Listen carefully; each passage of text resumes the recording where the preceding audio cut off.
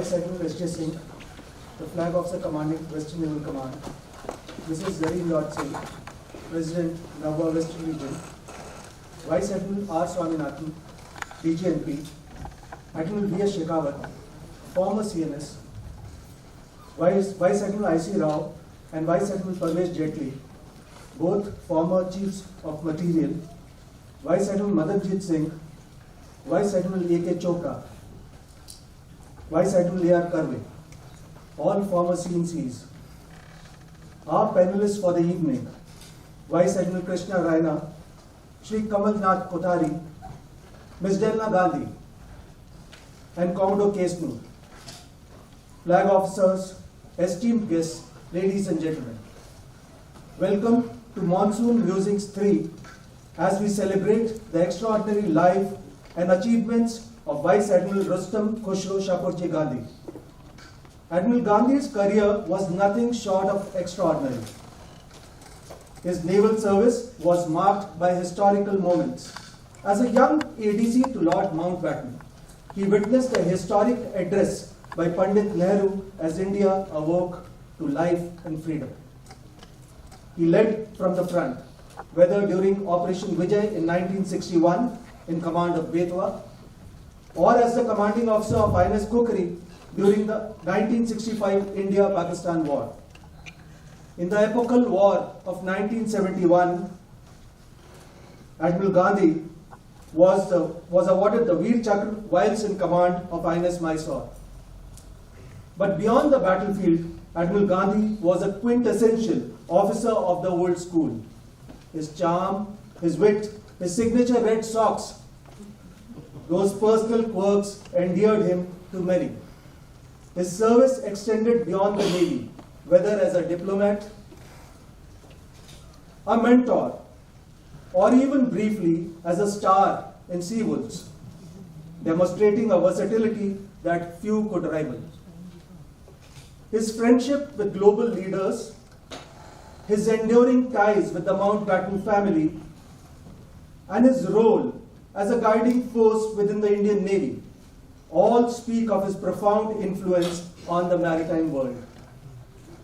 His time as the chairman of Shipping Corporation of India and later as the governor of Himachal Pradesh further underscores his wide-ranging impact on national and international fora. In any story of great leaders, a figure often stands gracefully in shadows, offering unwavering support, wisdom, and companionship. For Admiral Gandhi, that figure was his beloved wife, affectionately known by many as Bubbles. They truly were a couple with hearts of gold. The Admiral loved the ocean. His passing on 23rd December 1914 marked the end of an era, and even as he bid adieu to Earth, he chose to be one with the ocean he so adored. Flashed on the screen are some of the recollections of his seniors, peers, and colleagues.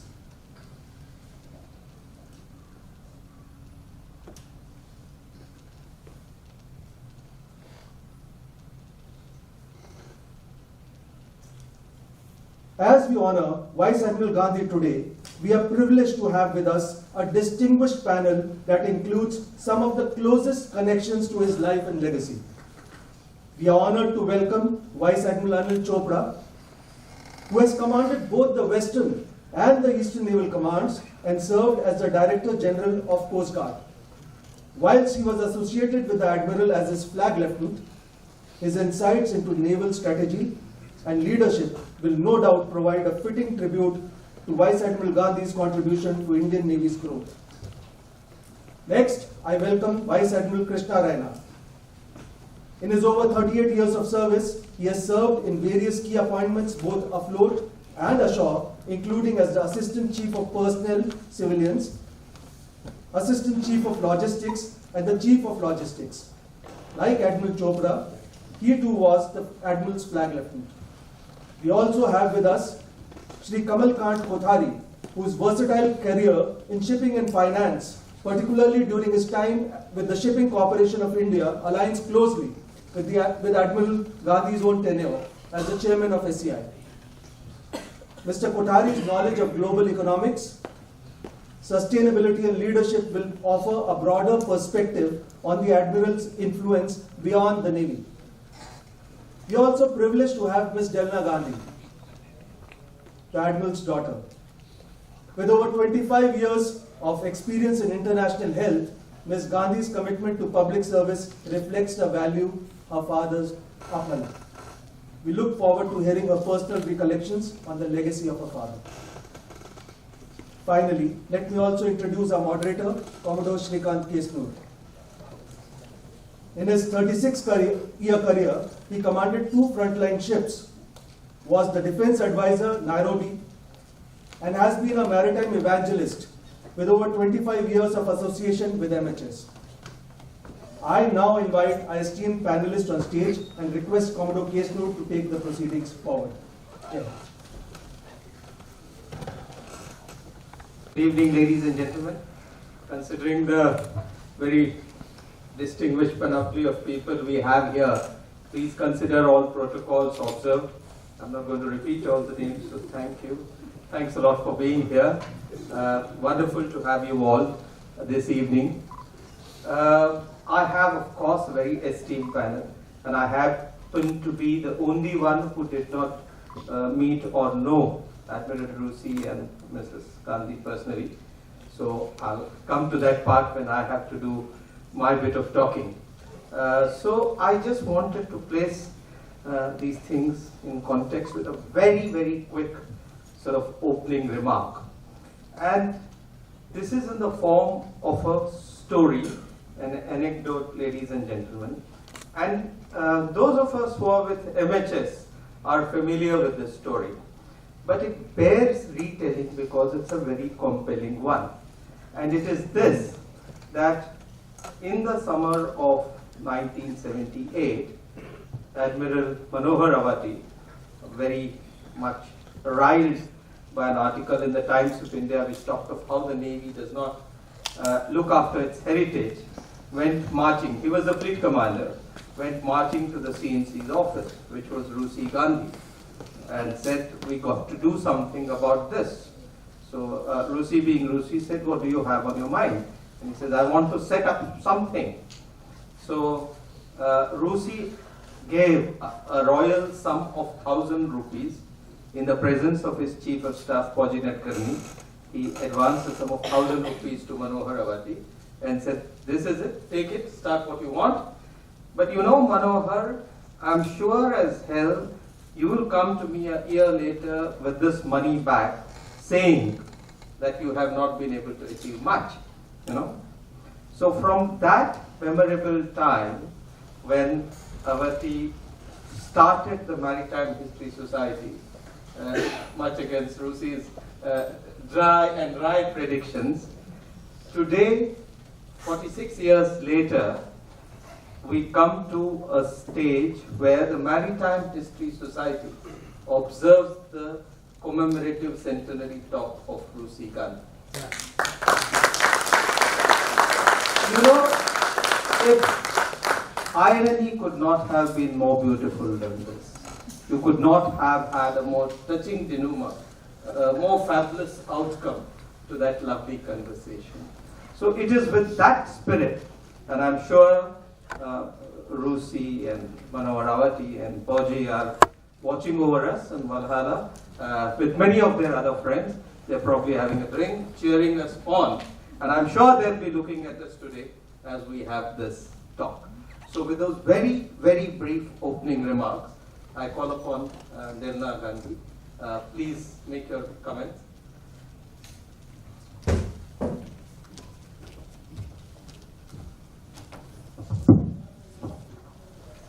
Commander-in-Chief, honored guests, old friends and new, as a family we are deeply honored that the Navy and the Maritime History Society are holding this seminar to mark Daddy's centenary. We are grateful to everyone who brought it about. I've been asked to talk about my father as a person. Much of his character was molded from his long years in the Navy, including as a young officer in the Second World War. He was always curious about things, stayed up to date, wanted to know what was going on, most of all about the Navy. He was very responsible. Duty was always important. He commented once that you learn responsibility at a very young age in the Navy because you're responsible for the lives of men.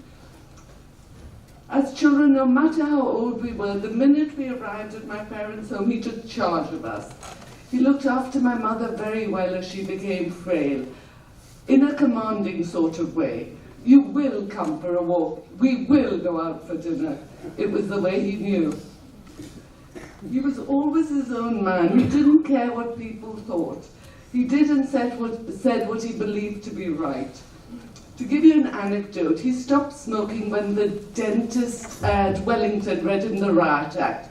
But then he started smoking again. He said, but people keep offering me cigarettes. So in Vizag, I made him a placard which said, please do not offer me a cigarette as I have no self-control. And he wore it round his neck to the office and kept it on his desk for the day, despite all the giggles around him. He had a lively sense of humour. Being a gunnery officer, he had a loud, booming voice. People didn't mess with Dad, but under his no-nonsense exterior, he was a bit of a softie. He was punctual to the second.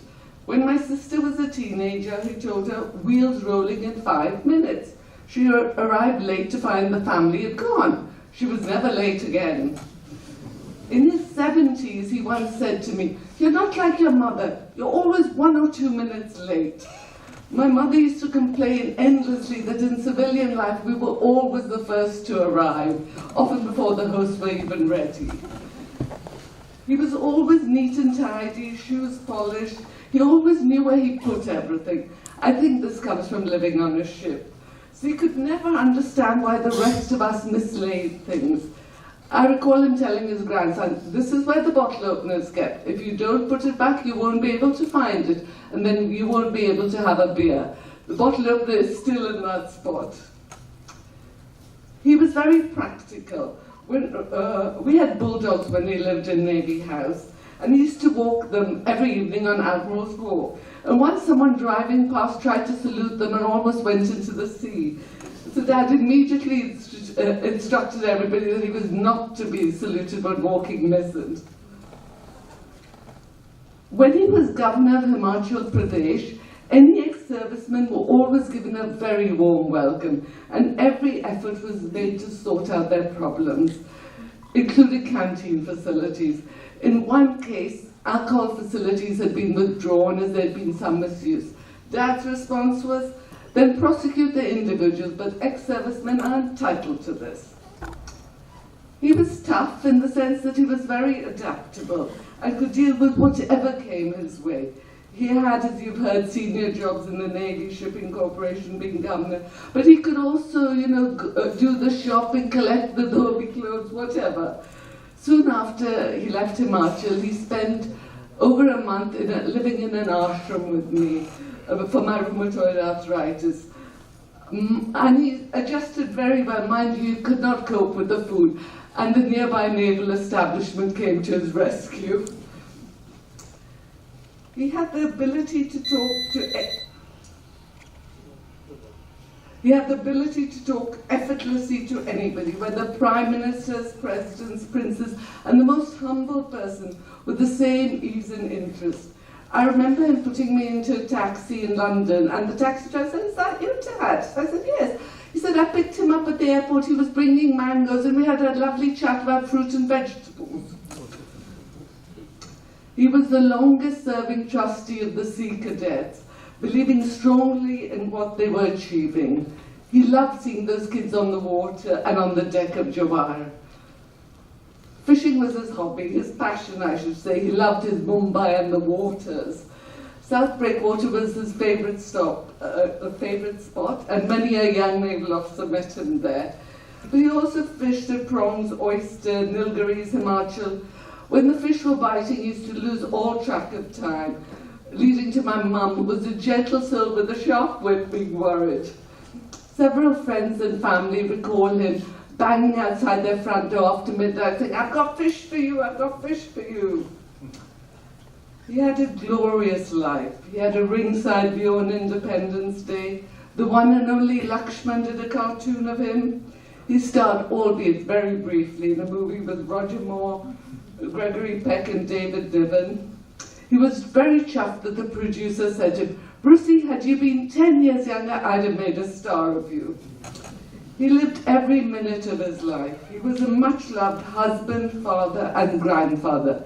His eldest great-grandson is named after him. His last 3 years were very tough. He bore it with dignity, and the Navy was there for him, including Dr. Mathai, who was with him as he passed. Dad was a naval officer through and through. When asked why we never went on holiday, he said, being in the Navy was much more fun than any holiday. In later life, he said being the first captain of Betwa had been the best job he had ever done. When Dad retired, the Navy gave him a book, an album of cartoons about his career. And I will conclude by quoting from one of those cartoons. "There's something very strange about all dry land. It is there where a naval officer is at sea." Thank you. Thanks a lot. We'd like to. So, ladies and gentlemen, Delna has said that she'd sort of like to witness the rest of the proceedings from the audience. So, thank you. Thanks a lot. There was a lovely picture you painted. Thank you. So, ladies and gentlemen, my esteemed fellow panelists, I think something's already come out. Lovely voice, punctual, hard exterior but soft internally, lovely couple. So we got lots of things to discuss. May I now request Admiral Chopra? So you could, sir. May I just go to the podium? Sure. More comfortable. Sure.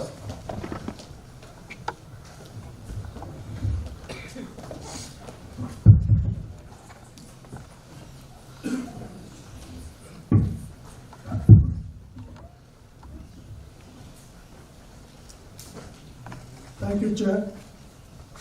Commander-in-Chief, Admiral Shekhawat, veteran and serving colleagues, ladies and gentlemen. Very good afternoon to all of you.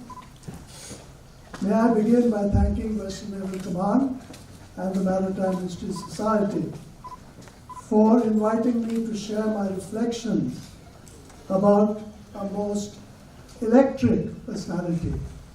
I think electric is the adjective which best suits Lucy Gandhi. I am delighted to be present here today as we remember a great admiral, a wonderful man, as Delna pointed out, and an inspiring leader who certainly lived life king size in the way that is long gone off. I am aware that there are many in this audience who knew him well and fondly, and we are particularly happy to have with us Delna, his daughter, who has come all the way from London on this labor of love. Well done, Delna. I'm sure he's patting you from upstairs. Many present here, of course, do not know Admiral Gandhi and perhaps have not heard of him before this afternoon. But I can try and tell you that he was a larger-than-life figure in ways that are difficult to come by today.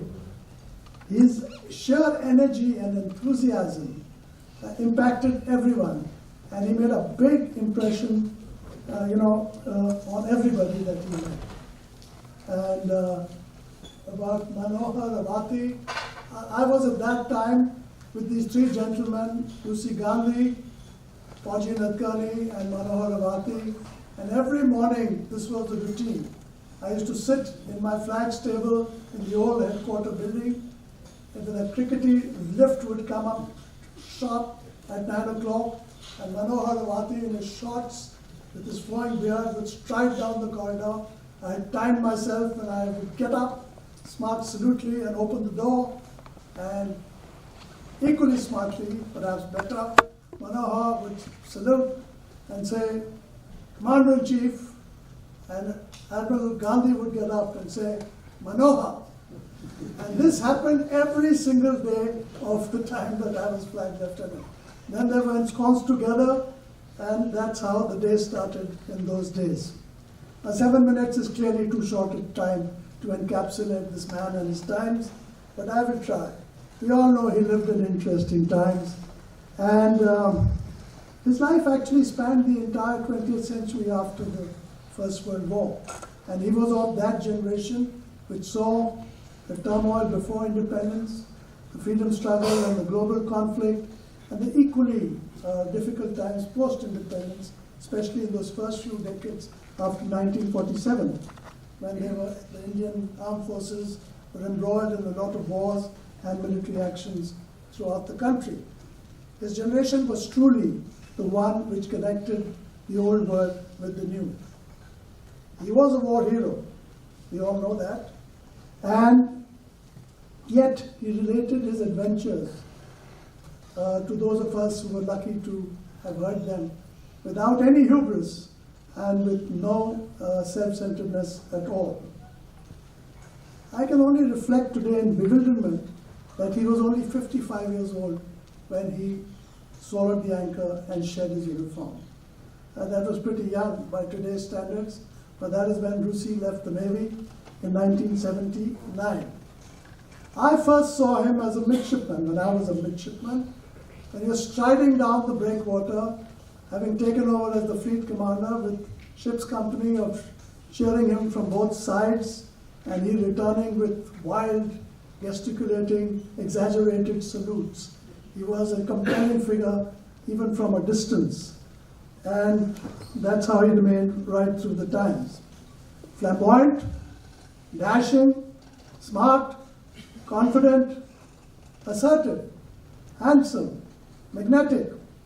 He was all that and more, and had everyone he encountered fairly mesmerized by his persona. A few years later, in 1975, now almost half a century ago, I was fortunate to have been appointed his flag lieutenant, albeit for a short period of 9 months. And yet, if you ask me today, the names of the admirals who made the most impression on me, his name still figures on top of the list. I was with him again in 1979, seeing him out into retirement, into a very big transition for him, Navy that he was.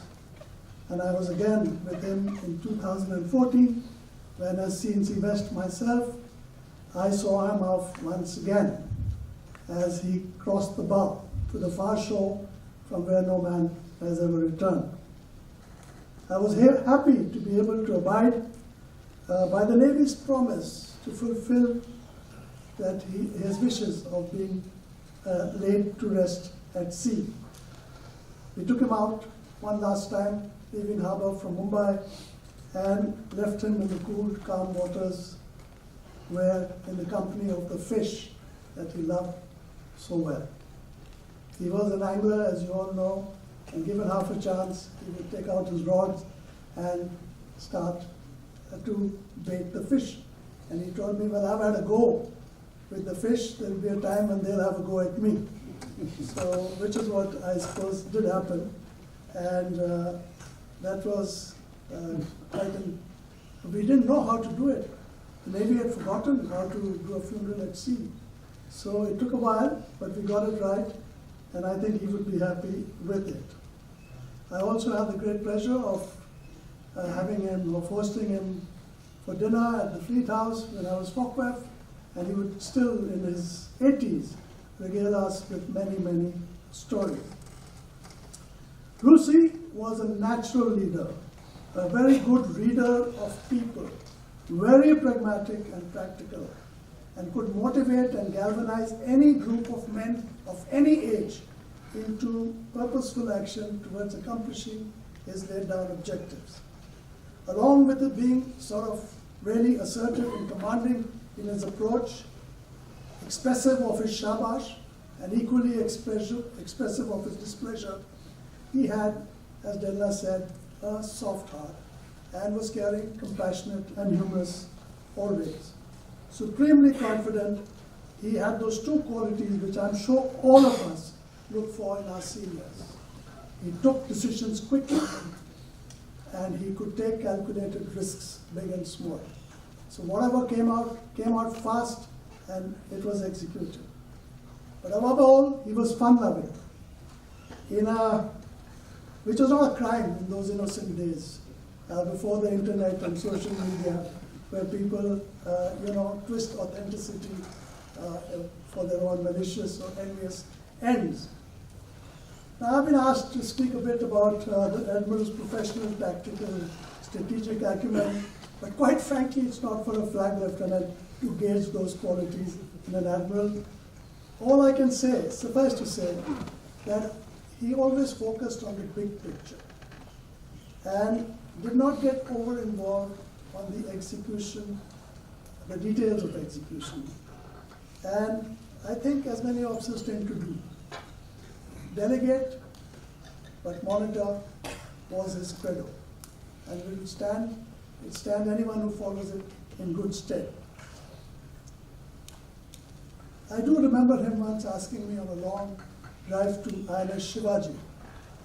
We were just driving on, and suddenly he said, he was upset about something, and he said, "What is the CNC's job flags?" Scratching my head, I replied, "To run the command, I suppose." He says, "Precisely, and how does one do that?" I kept a wise silence, and he continued. He says it is by ensuring that the big cogs, the fleet, the dockyard, the air arm, the subs, and the headquarters all pull together, and their leaders all pull together. So it's a question of managing on the big scale, and should not get distracted too much by petty and tactical affairs. Remember that. And I did. And it stood me in good stead, watching him, how he handled his senior admirals and his senior officers at that time. Last but not least, his strength of character was amply displayed by the way he took the major disappointment of not being appointed CNS in stride, with equanimity, with stoicism, and with the acceptance of fate. Though the favorite to succeed Admiral Kasiji, it was not to be. And a day after the announcement, he was back to his bouncy self, and we were off to Delhi to congratulate the new CNS. I do have quite a few anecdotes. Many can't be repeated here, and I don't think I'm running out of time. Maybe I will do it later a bit, but I can't end before mentioning his very, very hearty appetite, actual appetite. He was a lean admiral, but he could tuck in a lot of food, and he really enjoyed it.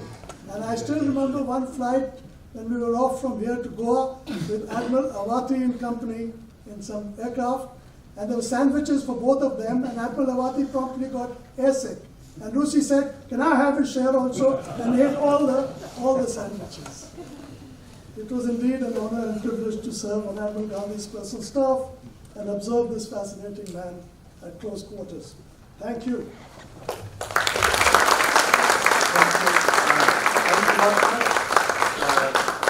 That was such a wonderful and vivid recollection of various aspects of his being the CNC. We'll discuss some of these later during the session that follows after all the speakers have had their initial comments. So I'll now request Admiral Chopra was the flag lieutenant when he was a CNC. Admiral Krishna Raina was his flag lieutenant when he was a fleet commander. So you will give us some perspectives from the time you were fleet commander, both east and west, both the fleets, you were his flag lieutenant. So all yours, sir.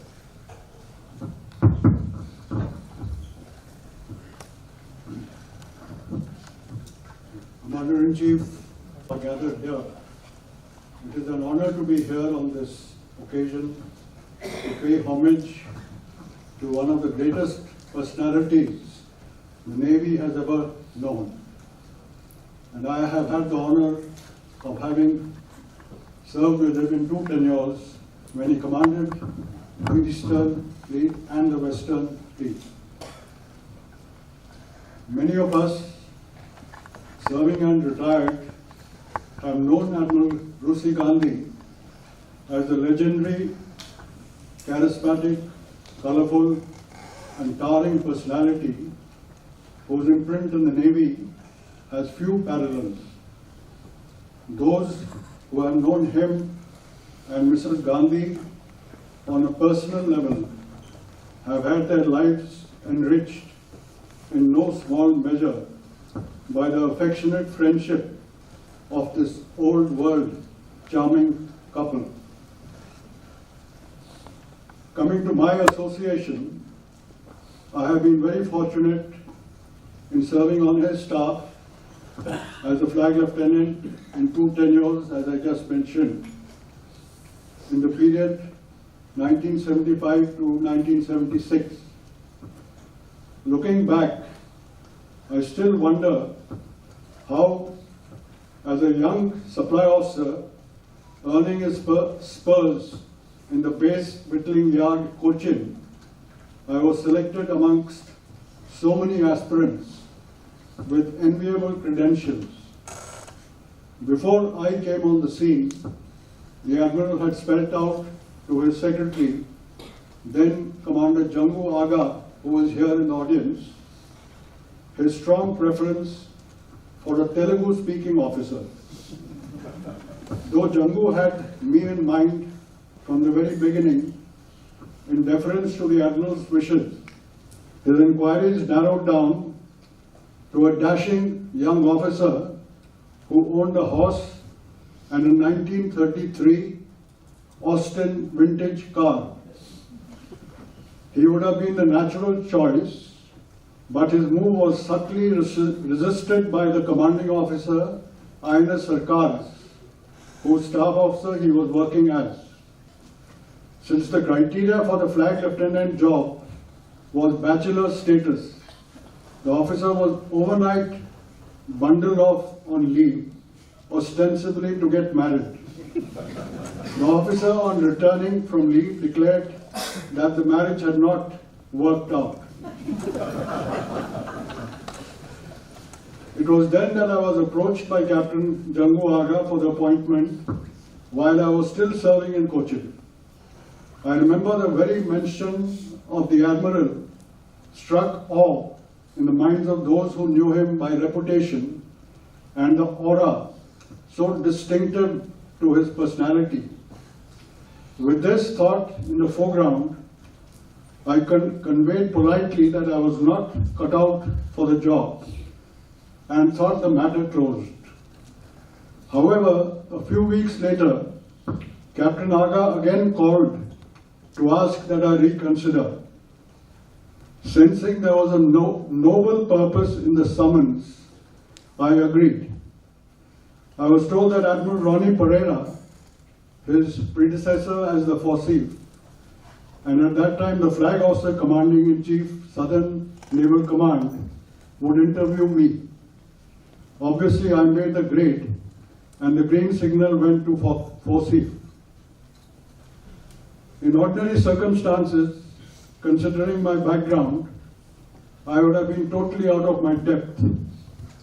The big-hearted mentor that he always was, he took keen interest in grooming me to meet his impeccable standards of professionalism and conduct. He had a way of making anyone feel at ease. As I settled into my job, it was like a dream come true to be on the personal staff of a man who lived life king size and drew admiration from all those whose lives he touched. An incident comes to mind when talking of how he kept up relationships. Lord Mountbatten visited Bombay as a state guest when the Admiral was Focke-Wulf and was received by him as he alighted from the aircraft at Santa Cruz. He would have, in keeping with protocol, been a guest of the governor at the Raj Bhavan. However, of his choice, he stayed in Fleet House for the period in Bombay to be the honored guest of his former ADC. Some years later, Admiral Gandhi was appointed the governor of Himachal Pradesh. I got married and headed to Chail for our honeymoon. Though I had deliberately not informed the Admiral of the Chail visit, he got to know from one of his former staff members in personnel branch. Lo and behold, on our arrival at the Palace Hotel Chail, an invitation in the Admiral's own hand was waiting at the reception to be the guests of the Governor and Mrs. Bubbles Gandhi. I and Sunita, my wife, were treated like royalty for the 3 days we spent with them. I retired on 31st December 2008 from my last appointment at Delhi. The very next day, 1st January 2009, the Gandhis celebrated their diamond wedding anniversary in the Sea Cadet Corps grounds adjacent to their residence in Dolphin Apartments. I wasn't surprised that I and Sunita weren't invited for this landmark event. Ever considerate, knowing I had retired only the previous evening, he did not want us to feel obliged to attend. Well, even if it meant gate crashing, it was an occasion we could not miss out on. We were there with them the next evening at the grand celebrations. I was given a pride of place in being seated next to Mrs. Gandhi at the huge dinner table with so many of the elite of Bombay present. There is a rich collection of reminiscences that many have shared with me of the Admiral and Mrs. Bubbles Gandhi. For want of time, some excerpts have been flashed by the Director MHS earlier, and I think as we continue the discussion, there would be more of these coming up to do justice to the many who have recounted the rich experiences that they have had with in the period that they have been with the Gandhis through various years. Nothing could illustrate than this more definitively the influence he had in the lives of so many who had the good fortune to enjoy their affection and goodwill. In turn, they were revered and adored all through their lives until their very last breath. A keen angler, the Admiral was a familiar sight on the shores of Colaba, where his home still is. A refined connoisseur of the best of cuisines and wines, seafood was a favorite. Often he used to say, as if in jest, I enjoyed fish all my life. Now let the fish enjoy me. That, it was said in all earnestness, as his last wish became apparent when he passed away on 23rd December 2014. His family and a few friends sailed from Lion Gate on INS Vipul 40 miles into the sea. 3 rounds of gunfire resounded in the still waters. The last post played as the uniformed Navy pallbearers eased the coffin bearing his mortal remains into the Arabian Sea. Characteristically unconventional, Admiral Gandhi was the first naval officer to return to the ocean, the clarion call that came to the blue-blooded seafarer that he was. When reminiscing on the Admiral, the foremost thought that comes to mind, they don't make them like that anymore. Thank you. Thanks a lot, sir. Dilna ma'am laid the skeletal framework, and both Admiral Chopra and Admiral Rana filled in lots of flesh and blood as far as the Navy is concerned. And we've got Sri Kothari, who was his executive assistant at the Shipping Corporation of India. And you spent a lot of time with him, Kothari sir. So please tell us a little bit about your impressions of him there so that we can add to the overall picture. Would you like to take this?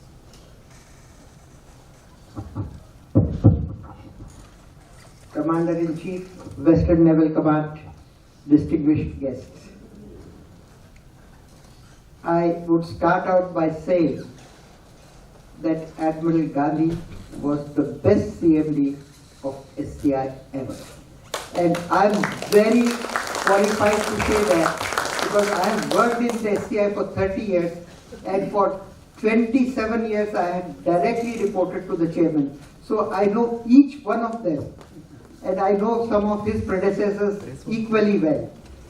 So I can say that he was undoubtedly the best CMD of SCI. When I joined him in 1981, he said, Kamal, half of Bombay knows me. They will come and tell you they know me. But you have to do what is the best for the SCI. Just don't worry about anybody, which is what I did. A few days later, we received a letter from the minister asking Admiral to do something. So I gave it to the Admiral. He said, what am I supposed to do with it? I said, sir, I can't decide on that. You have to take a call. He said, I'll tell you what to do with it. We'll put it in the circular file. So we put it in the waste paper basket.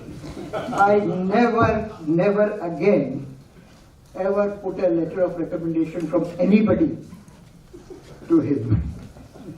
So his directions were very clear. Now, one of his most significant contributions to the SCI and the Indian shipping was that when he joined, SCI had a ship acquisition plan. And SCI was supposed to acquire ships worth $850 million in those days. And very quickly he realized that shipping is a cyclical business and this is not the time to acquire ships and ship prices will come down. But obviously, as there is always a pressure from the government, from the minister, please buy the ships, why are you delaying it, what are you doing? In fact, I remember at a public function, the then minister got up and said, Admiral, it is the time to buy ships, you must expand SCI. And in the same very public function, Admiral Gandhi got up and said, Minister, it is easy to buy ships but more difficult to deploy them profitably. And he deferred the ship acquisition program by 18 to 21 months. Consciously took that decision, consciously took that pressure. And as a result, the SCI was able to save $230 million on purchase of 37 ships. 200. That's a huge figure. In today's terms, if you take into account the inflation, etc., it is equivalent to $800 million. And those 37 ships which he bought were the most profitable ships in SCI history. SCI's foundations, I would say, were laid by him. There's another interesting story about the same, one of the contracts with a Korean shipyard for 15 ships. Now, earlier the CMDs were associated with price. He didn't want to get involved in any of those things. So he appointed a committee of directors in which Yashwant Sinha, who later became the finance minister, was also, because he was an SCI director, was a member. And they negotiated a price, and it was late in the evening. The Koreans wanted to meet the chairman. Normally, he never sat beyond 5:15. He was out always on time. But that day he was there, and the Koreans wanted to meet him. So the Koreans came and said, Admiral, your people have done a great job. They have negotiated an excellent price. And we are losing money on it. but we have kept $100,000 per ship. For you, please tell us which account we should send it to. Now, that was $1.5 million. In today's terms, almost $5 million. But he said, gentlemen, sit down, enjoy tea, coffee, whatever you want. He called me. He said, call Ramakrishna, who was the dealing officer. Ramakrishna, they have further agreed to reduce the price by $100,000 per ship. Please take it. Now, apart from the fact that he was scrupulously honest, you know, if somebody had done that to me, I would have perhaps lost my cool. But he kept his cool. And he did. I learned a lot from him that day. And this was another singular contribution from him. He was honest to the core. He wouldn't listen to anybody in Delhi. Another incident, I'm digressing a little bit, was that once I was sitting with him and he had asked for an appointment to see the Prime Minister. And the Prime Minister's office rang him up and said, Admiral, you can come and see him on such and such date. I think he had some personal commitments that day. So quietly he tells the Prime Minister, can you please tell the Prime Minister this day it is not convenient to me. Can I come and see him on such and such date? Now I was very blunt with him. I said, sir, he is the Prime Minister of the country, he calls you. You must go and see him. You must, Arey Baba Sala Chodo. You know, in typical Parsi, if he wants to see me, he'll see me. If he doesn't want to see me, he won't see me. And 15 minutes later, I was sitting there and again he got a call. You can come and see him on the day. Now, not many CMDs of public sector, not many ministers could do what he did and what he got away with. So, apart from, I'll recount another incident. You know, it was October 1984, 40 years ago. We had a ship, MT Lajpat Rai, which caught fire at the Butcher Island with 50,000 tons of crude. Had something happened to the ship, you know, there were only Bombay refineries were the major refineries, and they handled almost 30% of the Indian crude.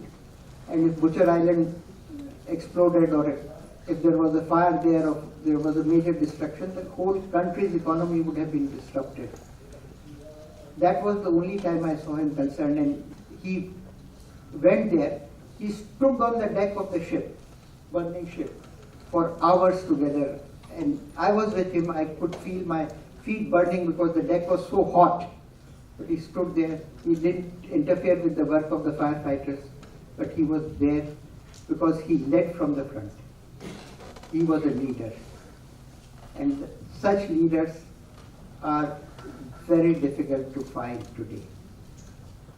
He also developed management skills. He inducted, I think during his tenure, maximum number of MBAs were inducted from the Indian Institutes of Management.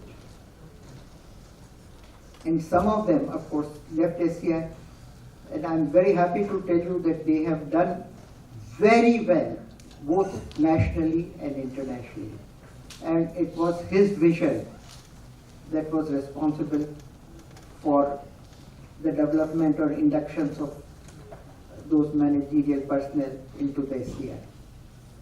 He was always conscious of the cost. He would not let people get away with overspending the SCI money ever. I mean, a remarkable person. And I had the great privilege of serving with him. I learned many, many things from him.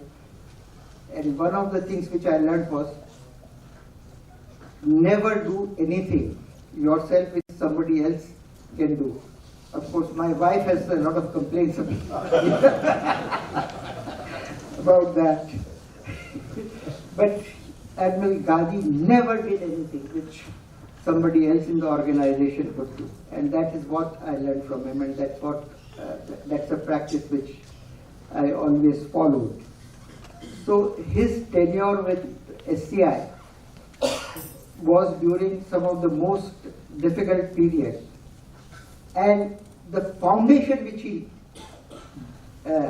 laid by buying those ships at the right price was what served the SCI and its balance sheet for the next 25 years. That was his greatest, and I think no other CMD, either before him or after him, did that or adopted that strategy. So it was a great contribution. I'll talk about other things Yes. when we come back. We come back to round My two. time is limited, so Actually, thanks a lot. As you can see, ladies and gentlemen, all our panelists and speakers have so much more to speak, and though huge amount of time was allotted by the organizers, the first reaction from all of us was so little time. And you know, your moderator also happens to be a panelist. These days they call them by a strange name as contributing moderator. I don't know what that means, but so I, as I said, come in as someone who never met or interacted both with Admiral Ghandhi and his wife, brothers. In some ways, that's a huge disadvantage, but in some ways, it's an advantage because when you are removed from that person, you're probably able to view things more objectively. Though, of course, Admiral Chopra put in a caveat, he says it's not for a flag lieutenant to evaluate his CNC, so I don't know whether it is for a putative historian to evaluate or not. You know, makes my job more difficult. But let's see how someone who never interacted with him sees Admiral Rusi. And I believe, I mean, I would put it under the classification of making and witnessing history. You know, so I'll bring out a few points. Yesterday, 2nd October, was when there was a flag off of Our Ladies who went for Navika Sagar Parikrama. At one point of time, this is connected to the MHS because MHS was the biggest canvasser of circumnavigation. 2nd October also happens to be important for the Navy in various ways. That was the day the Royal Indian Navy started here in Bombay in 1934. And that is also the day Admiral Katari took over as the first Indian fleet commander. These things are important to Rusi because Rusi served under two ensigns, so to speak. And he was also the fleet operations officer to Admiral Katari when he was a fleet commander. So what do I see in Admiral Rusi Gandhi?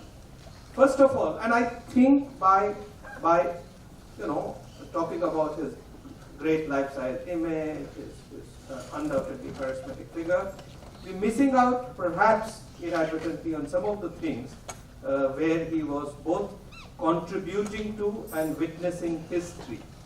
First, enormous life in public service. Here is a person who spends 35 years in the Navy, follows that with 5 years in the SCI, which is coterminous for some time with being the Captain Commandant of the Executive Branch. Then he is the Governor of Himachal Pradesh, and thereafter he's for 3 years member of the Minorities Commission. That's huge amount of public service for anyone from the Navy and the Armed Forces, and I guess that is something we need to hoist. Second is, he was in many ways what you could call a destiny's child. He is there involved in World War II. He sees action in the Atlantic. He's in Indonesia, so he's in the Indo-Pacific. And then he's in Tokyo Bay when Japan surrenders, you know. Now the same person is there on 15th August 1947. He's seeing two seminal events of this century. Interspersed in between that, Rusi is the gunnery officer of HMI Shamsher, which is involved in some ways, not involved, but which sees the Arayan uprising. His CO, Krishnan, the legendary Lieutenant Commander Krishnan, contrives aircraft crash and goes out. Rusi is hot-headed to want that Shamsher should bombard the Royal Bombay Yacht Club, right? The same RBYC to which he gives the Delhi's wardroom door, you know, many decades later. But as he says, I was hot-headed at that time and I wanted to shoot. So here is a patriotic man. He's seeing a lot of things. What I'm trying to bring out is, before the age of 25, this man is already seeing a lot. And then he lands up both as a flag lieutenant to Geoffrey Miles and then the ADC to Mountbatten. So he sees freedom at midnight. And thereafter, of course, he goes for the long course. And there, amusing incident happens. Admiral or Lord Mountbatten is aghast that Russi has chosen long gunnery instead of long sea. And that's one place I agree with Mountbatten. Thankfully, navigation didn't even come up for consideration. But you know, he goes from there. Now, what are the other things that happen which makes him Destiny's child? He is commanding Kaveri, and he is the first person who rendezvous Kaveri when the rendezvous Mysore, when Mysore comes into the Arabian Sea. He actually is carrying the customs officials. So he goes on to command Mysore again during the war, right? As the DOP, he is the rare person who reads the Henderson Brooks report. Now, this is interesting again because he's taken part in the 61 liberation, but he's also seen 62 in the sense that he's read this report amongst the few people who's privy to, you know. He's also involved in very interesting ways. He's the president of court martial of Ajit Singh Gill, that sailor who takes off in a Seahawk in Madras. He's the president of the court martial as F-14 and CO Kukri.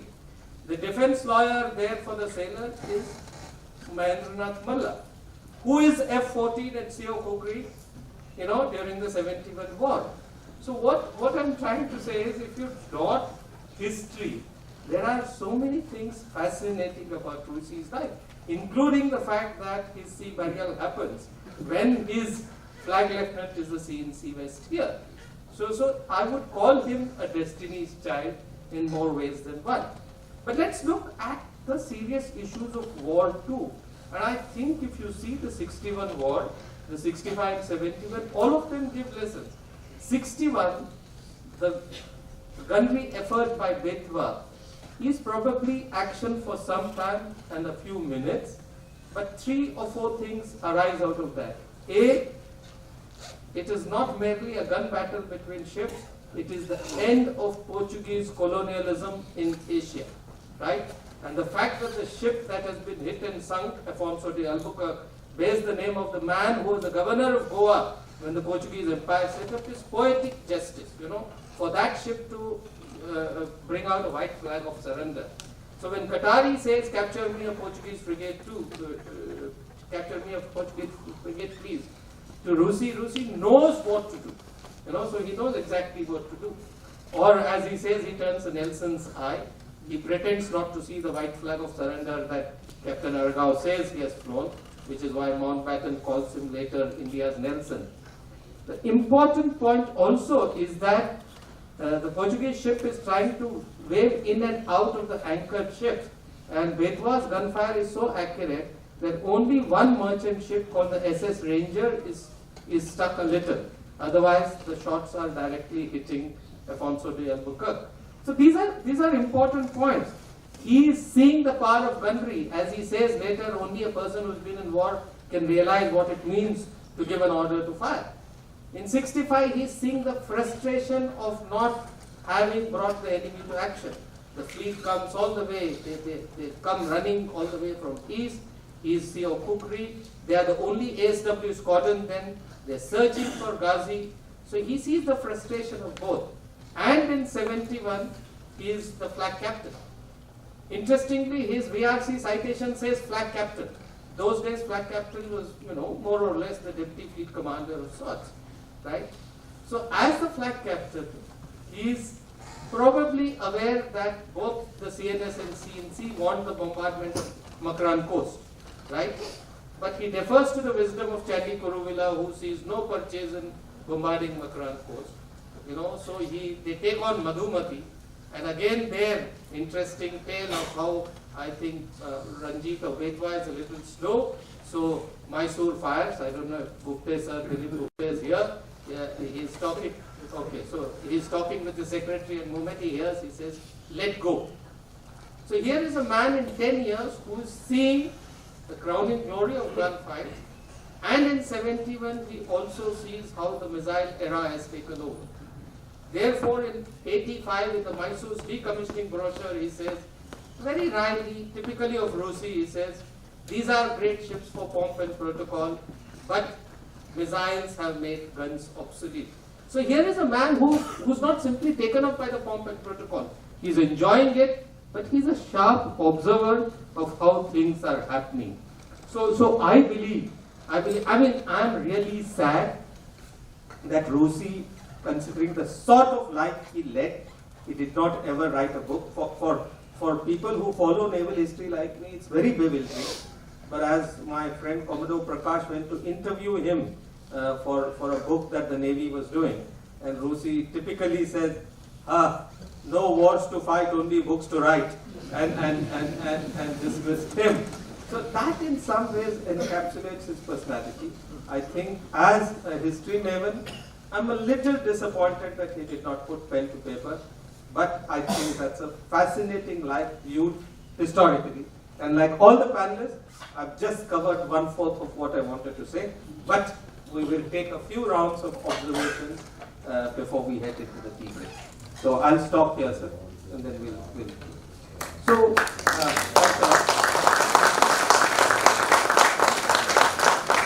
I'll come to Admiral Chopra, sir. Since you mentioned about his love for fishing and all, I believe that his day at sea at the end, he waved off the typical thing that the fleet ships have, and instead sought a minesweeper to go to Goa and fish for a couple of days. I think at least I remember Admiral Natkani writing that somewhere. Is that true? Can you fill us a bit more on that? Sure. We did go to Goa and we did go on that minesweeper. They were new at that time, the Russian minesweepers, and they were keen to go to Goa, and Admiral Ghandhi was keen to fish, so it coincided with the sortie, and we spent, I think, almost 4 or 5 days there at Anchorage, and a lot of angling, and a very happy C&C.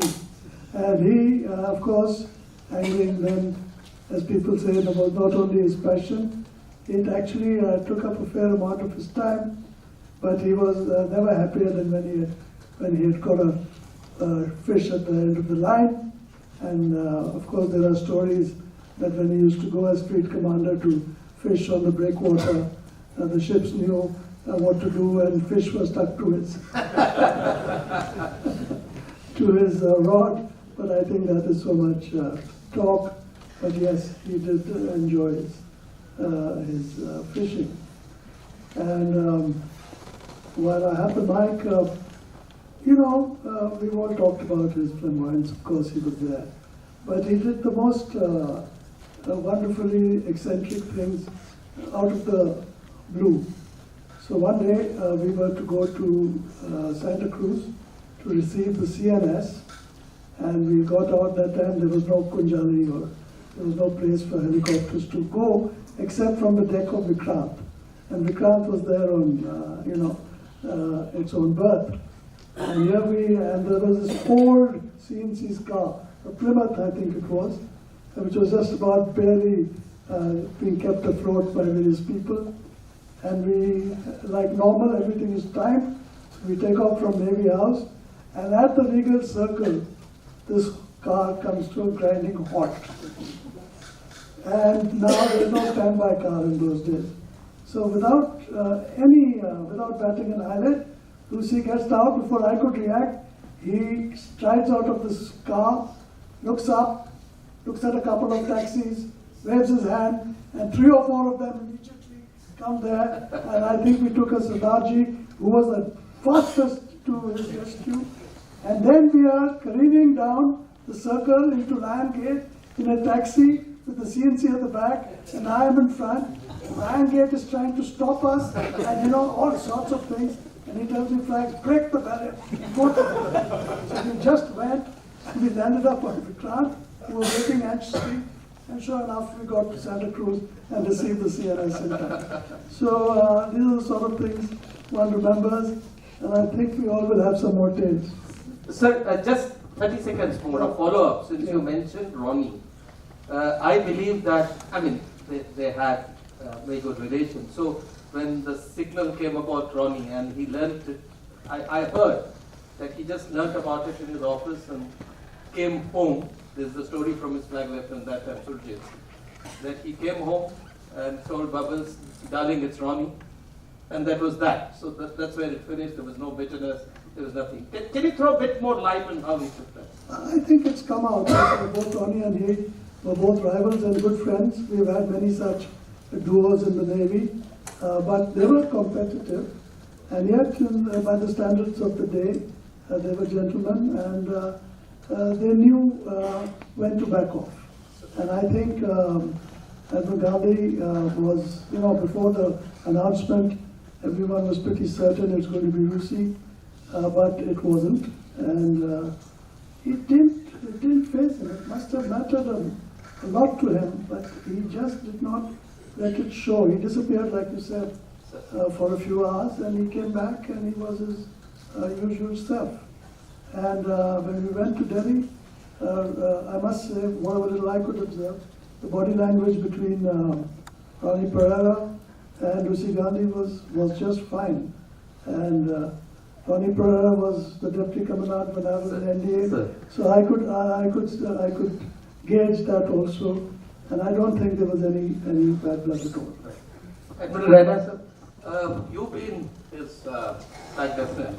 I've heard from many people that while he certainly, in a way, and as Admiral Chopra said, loved his food and drink, and he was not apologetic about it, it was nice. But invariably, I've heard from 2-3 people that he cleared his bills, he lived the royal life in a way that he showed that he was affording it. So can you throw a bit, because again, Mr. Kothari talks about his scrupulous honesty. And I think that's one of the things you could shed light on his life as an admiral. Well, I think ethics in every possible way mattered to him a great deal. Whatever he may have done, I think Mr. Kothari has brought it out amply in the largest of issues that he could have possibly dealt with, when ministers were breathing down his neck and he didn't buckle under, and whether it would be the smallest of things in life. And you could see it in the way that he extended his hospitality to anyone and everyone. Delna talked about ex-servicemen coming to Raj Bhavan and looking for some relief in whatever difficulties they faced, and how they were entertained without any reservations and given whatever possibly he could have done for them. And I have been a recipient of that largest in so many ways. And I guess when we're able to start remembering, there will be so many instances. But that was him, large as life, and the biggest heart that anyone could have. Larger than life and big heart. Kothari sir, add a bit more from your trove of anecdotes about him.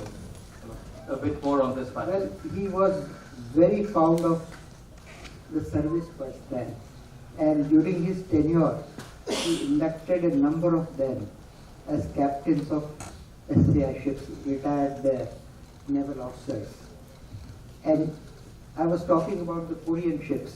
15 of them, when they were delivered, they were all named after the Paramveer Chakra winners. That was his devotion to the armed forces. But beyond that, I can tell you that I think it was around 2000, Yashwant Sinha was the finance minister of the country. And many times the Admiral would come to my office and ask my PA, please connect me to Yashwant Sinha. And then he would tell him, Yashwant, please do this for the servicemen. And now I can't remember the specifics because it's a long time ago. But in many cases, Yashwant Sinha did whatever he could for the service people.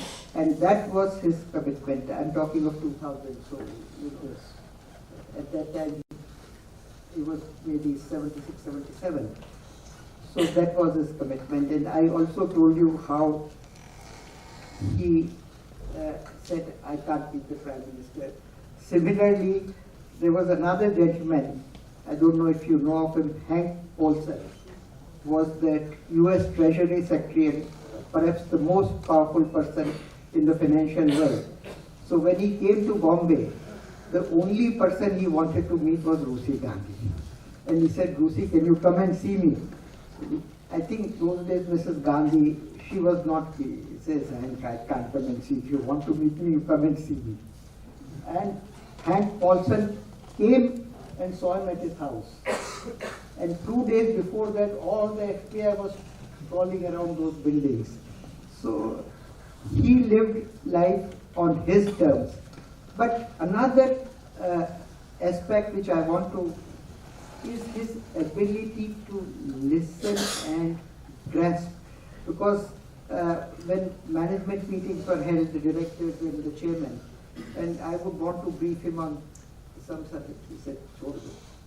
And when he would go and listen to the directors, he would do exactly what I would have briefed him, having read the specifics of the. So it was absolutely amazing. And the last thing I would like to say is that he had a favorite project, a floating dry dock in Bombay. And when he talked to the directors, some of them, yes sir, you are saying something which is great and it would do good. And one day I told him, sir, SCI doesn't have the capacity, capability or the expertise to run a dry dock business. And if we ever get a dry dock, it would be a big loser. He looks at me and says, almost E2 Bluetooth.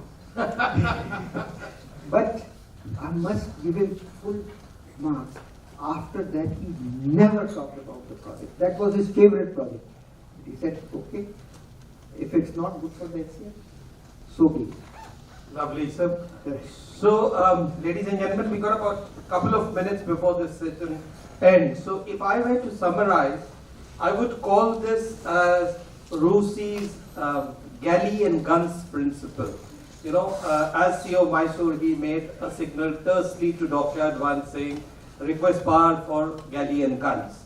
So I see in this, I mean, there is a distinctiveness here. The same way that when he was a fleet commander, Eastern Fleet, he made a signal to his successor, Daljit Singh Pental, that I hand over a taut fleet to you, try Chef Mazumdar's lobster thermometer. It's the best. No, so over a period of time, the chef's name has changed, but lobster thermometer has not. You know, so the point is, he did not see a distinction between galley and guns. He did not see warfare and welfare as being antithetical to each other. And I think he saw these going, both of them going together. It's sharp. When, before the 71 war, last time we heard Commander Sehgal talk of Yaya's secret weapon, the horse riding. Commander Richiraj Sood had a fall, CO Kirpan. He recovered. And at that time, Rusi as a flag captain assembled all the COs and says, don't fool around. We got a war coming around the corner. Now, despite that, when Ram Tailiani rode a horse and fell from it and was surrendered or recompense. So I believe that's one time when the Parsi temper flamed up, and on the golf course he let loose a volley against Ram Tailiani, saying, how could you do this? So point I'm trying to say is, here is a guy who is very, very conscious of war, but doesn't see living well as being antithetical to it. So like the good tradition of the Parsis, in the ancient Persian thought you're supposed to be a great warrior if you're good at archery, if you can ride a horse well, and if you can drink your wine well. I think Rusi symbolized all that. And remember, for all his flamboyance, his ship was the best ship every time he commanded, and he won the cock ship. So that should tell us something about his leadership and performance. With that, ladies and gentlemen, dot at 5, we come to the end of session 1. We got lots more on the other side. We got interaction with the audience, but we break now for high tea. All of you are requested to assemble at 17:25, 25 minutes past 5. after the tea. I'd like to thank my esteemed panelists, but we're going to be back here, so don't run away. Thank you. We're more than eager to have people in the audience share their experiences with admiralty if they've had, or indeed with Bubble. We need to speak a little about her too. So I would seek anyone asking questions or sharing interactions. Please do that. A very humble request that please give out your names. And if you are asking questions to a particular panelist, please name him. And just so that we have a lot more interaction, request to keep your questions or your inputs a little short as much as can be. Harinder Singh. Rawat sir. Thank you very much for giving me this opportunity. Admiral sir, a lot have been said by our panelists and I don't disagree with them. I can't. But I'm going to tell you a very colorful story about Admiral Gandhi, not about his profession. And he would have his personal guests, he would have official parties, he would call people from the media, he would call the fishermen from the fishing village, and whoever he called, there was only one thing that was happening, that the Admiral was talking and everybody was listening. He was such a fantastic speaker. But the party I'm going to talk to you about is how colorful he was. His last party on our ship, before he retired. So we got the quarter deck ready, awnings, the ceremony awnings, the trophies, the chairs, the gratings were covered, everything was organized, the bar was set up, and people were supposed to come in at about 7. Flag Lieutenant was, I think, what's his name, Flag Lieutenant? Sushil Kumar? Surjit Kumar. He and me were so close to each other because Admiral should keep coming. He used to call me partner aa rahe. I mean, that's the kind of notice I used to get. Kitna time? 5 minutes. I mean, that's the kind of notice I used to get to prepare the cold day for the party. So around 6:30, I got a call from Sujit Singh saying, partner, I knew something bad is going to happen. Because whenever something nasty was happening, the word partner was used. Otherwise, they called me by my name. He said, are you ready? I said, yeah. There's one change. I said, what? Admiral wants to have the party on the sky. Means removing everything, removing ceremonial awnings on the quarterdeck and the canvas awnings, which are huge. And 6:30, the ship is gone up. You only have a working party on board. Luckily, the cadets were around. Quickly, we removed everything, removed the ceremonial awning, the big awning, cleaned up the place and got it ready. And 5 minutes before the Admiral walks in, he's very happy with the layout. He says, where's the band going to sit? I said, sir, here. No, I want them to sit on top of the X mounting. No, sorry, Y mounting. The X, one of the mountings had been destroyed, so the mounting on top. I said, how is the band going to sit on top of the mounting slopes on the side? No, make arrangement. So the band was put on top with floodlights illuminating them. It was so picturesque. And then he gets another bright idea. You know, Rawat, we have cap stations. Can you have nice shoe stations also? I said, what for? He said, we get everybody to remove the shoes and everybody will be barefoot on the quarterdeck. I said, okay, sir, no problem. I mean, there was a problem for me, but for the ladies who came in high heels, it was a problem. But anyway, the party went on so well. And then 11:30, your sister or you came at 11 o'clock at night, straight from the airport. And Admiral was there to receive her, and he introduced her to me. Meet my daughter, she's just coming from a skiing holiday in Alps. Was it you or your sister? Okay. And you know who her godfather is? I said, no, sir. Mr. Mountbatten was your godfather in London those days? Not big. Okay. Yeah, I remember that. So, I mean, see the kind of, and then he said, okay, get the trumpeter and the flute guy down and make them walk between the guests and keep playing. What a night it was. I mean, I've never seen such a party actually. And the last time I met the Admiral was when I was in Vikrant, I was the decommissioning captain. I had gone to give him a invitation card at his house in Dalton. It wasn't just a postman job to give him a card, that's what I thought it would be. But he said, "Sure, come in. And he made me sit down and offered me a drink. I was so surprised. I mean, I thought I'd just give him a card and getting out. But he made me sit down, looked after me. Then I told him a very small story, which I hope you will tell, that when he used to come fishing on the South Breakwater at night, I would tell us to send him pink gin. He loved pink gin. And surprisingly, I told him this is what had happened and I sent you pink gin, and he remembered that. He said, because of that, I'm going to offer you another drink to make up for that. So that's the kind of a colorful man he was. About his leadership, his professionalism, and his love for the people, you all have spoken a lot. So I think I've told you about what a colorful man he was. Thank you very much. Thanks a lot, sir. Very lovely. So, you people are meant to be here. Come to Padas. Yes, sir. This was. And as you said, we have to keep going. Ladies and gentlemen, much has been spoken about Admiral Ghandhi. My association with him was very limited. I always made sure I never crossed his bows, and I never got into his wake either. But I am reminded of a small incident, however micro it may be, however innocuous it may be, but an incident which set into place a standard operating procedure in the Navy.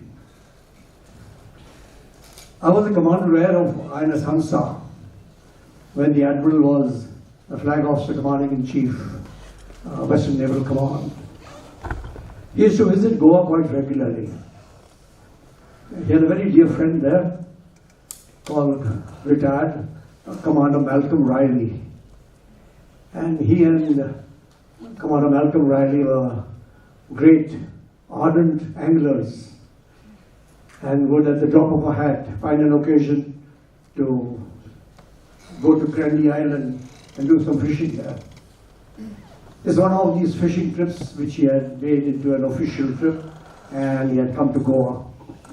After all that was over, they were returning back. And on this particular trip, he was accompanied by Mrs. Gandhi. As you would know, in a naval establishment, when a CNC is there, there's a proper send-off with the potted plants and the red carpet. He shook hands with everybody, got into the aircraft, the Islander aircraft. It was an Islander aircraft. And the aircraft took off. Both the commanding officer, INS Hansa, R.A.J. Anderson, Andy, popularly known as Andy, and I as Commander Air, we gave a sigh of relief and we were returning back to our respective offices when we got a call saying that the Islander is coming back. He's returning and asked for emergency landing. Oh, we were quite worried. What is this emergency landing? So we asked, what is the emergency? He said the pilot has just said that the CNC has directed that the aircraft land immediately at Dublin. So the aircraft landed. Once again, the red carpet was rolled out, the potted plants were put in place, and the door was opened. He came out, followed by Mrs. Gandhi. He walked on the red carpet and said, Andy, quickly to your office. Sir, everything all right? Quickly to the office. Bubbles wants to go around the corner. And that's, ladies and gentlemen, is what set this standard operating procedure in place. Ever since that, it was a standard procedure that all ladies embarking in a naval aircraft had to be discreetly advised to visit the loo before getting into the aircraft. Thank you. Thank you, sir. That was lovely. So, before we come to the next one, since we have scenery, so on that occasion, we didn't get time to discuss her. So just a couple of minutes for each of the panelists to talk about her. before we go back to the audience. Mike. Mike.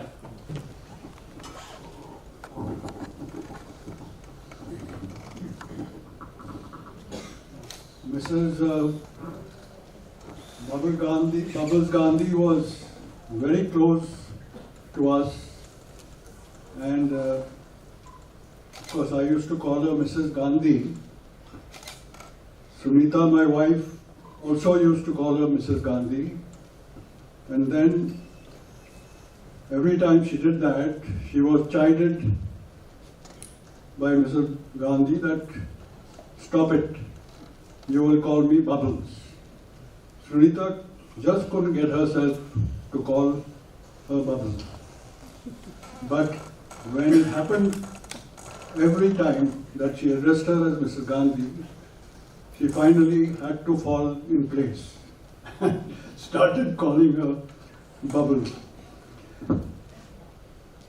From what I could see of this magnanimous couple, she was a balancing force in the Admiral's life.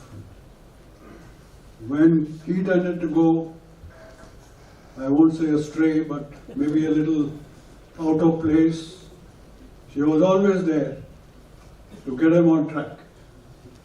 And he also accepted it with grace. I think he never remonstrated, at least never in public, in front of us. What he may have done aside, I don't know, but knowing the person he was, I'm sure he would have accepted it with grace. And this association we had with them was not only as a flag lieutenant, it continued right through their lives. Every time we visited them in Bombay, whenever we had the opportunity, it was an immediate invitation from them that you are to spend an evening with us. And we have such fond memories of both of them sitting out in the balcony enjoying a drink, and then enjoying the fare that was always laid out for us as very special people. And Mrs. Gandhi always made us feel very special. I've recounted my experience in Raj Bhavan. It was actually like being treated as royalty, the 3 days we spent with them. And what again stands out in my memory is that occasion on the 1st of January 2009, when she disregarded all protocol, knowing that I had come from Delhi only for this occasion. She made me sit on her right-hand side. These are the memories I have, and I'm sure there are many, many more. Sunita had been here, she would have been able to tell you a lot more about her. Today, we do remember her especially with a lot of love, and we have many, many memories of her. Thank you.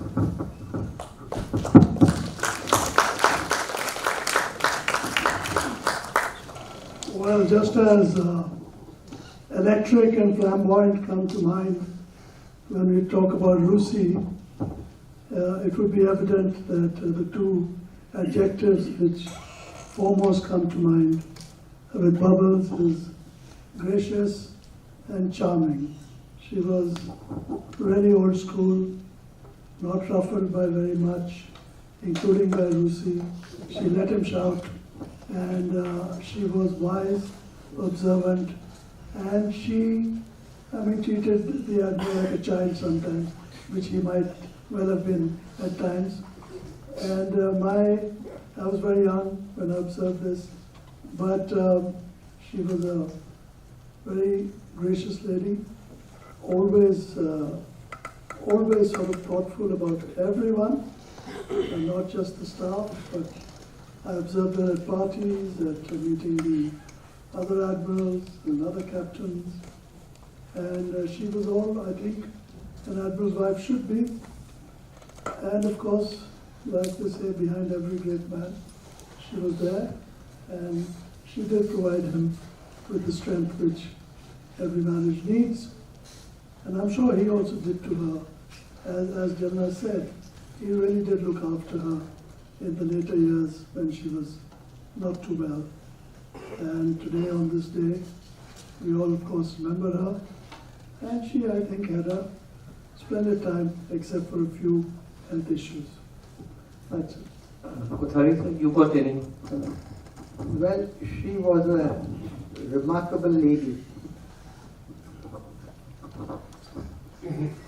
She was a remarkable lady, very affectionate, very polite, and very balanced. And I think she had a balancing influence on the admiral. I can remember one instance, I'll not give you the full details of it, but on one occasion, Admiral was going to be impulsive.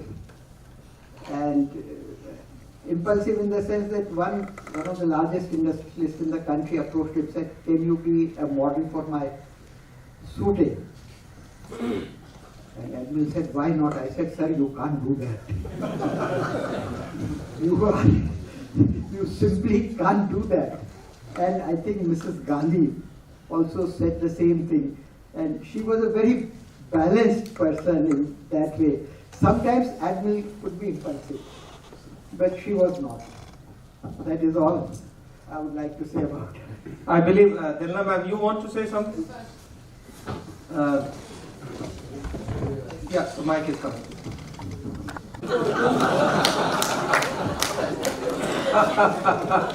And when he came, it was all measured and all chosen the material. And then Kamal told him in the office, "You cannot do this." And Mom told him at home, "You're a senior government official, you cannot become a model." So he had to bring up very apologetically and say, "I'm very sorry, I can't do this." So lovely. Just a couple of inputs from my side. Like I said, I never got. People like Admiral Gandhi, Awati, Ronnie Pereira, they were all products of their time.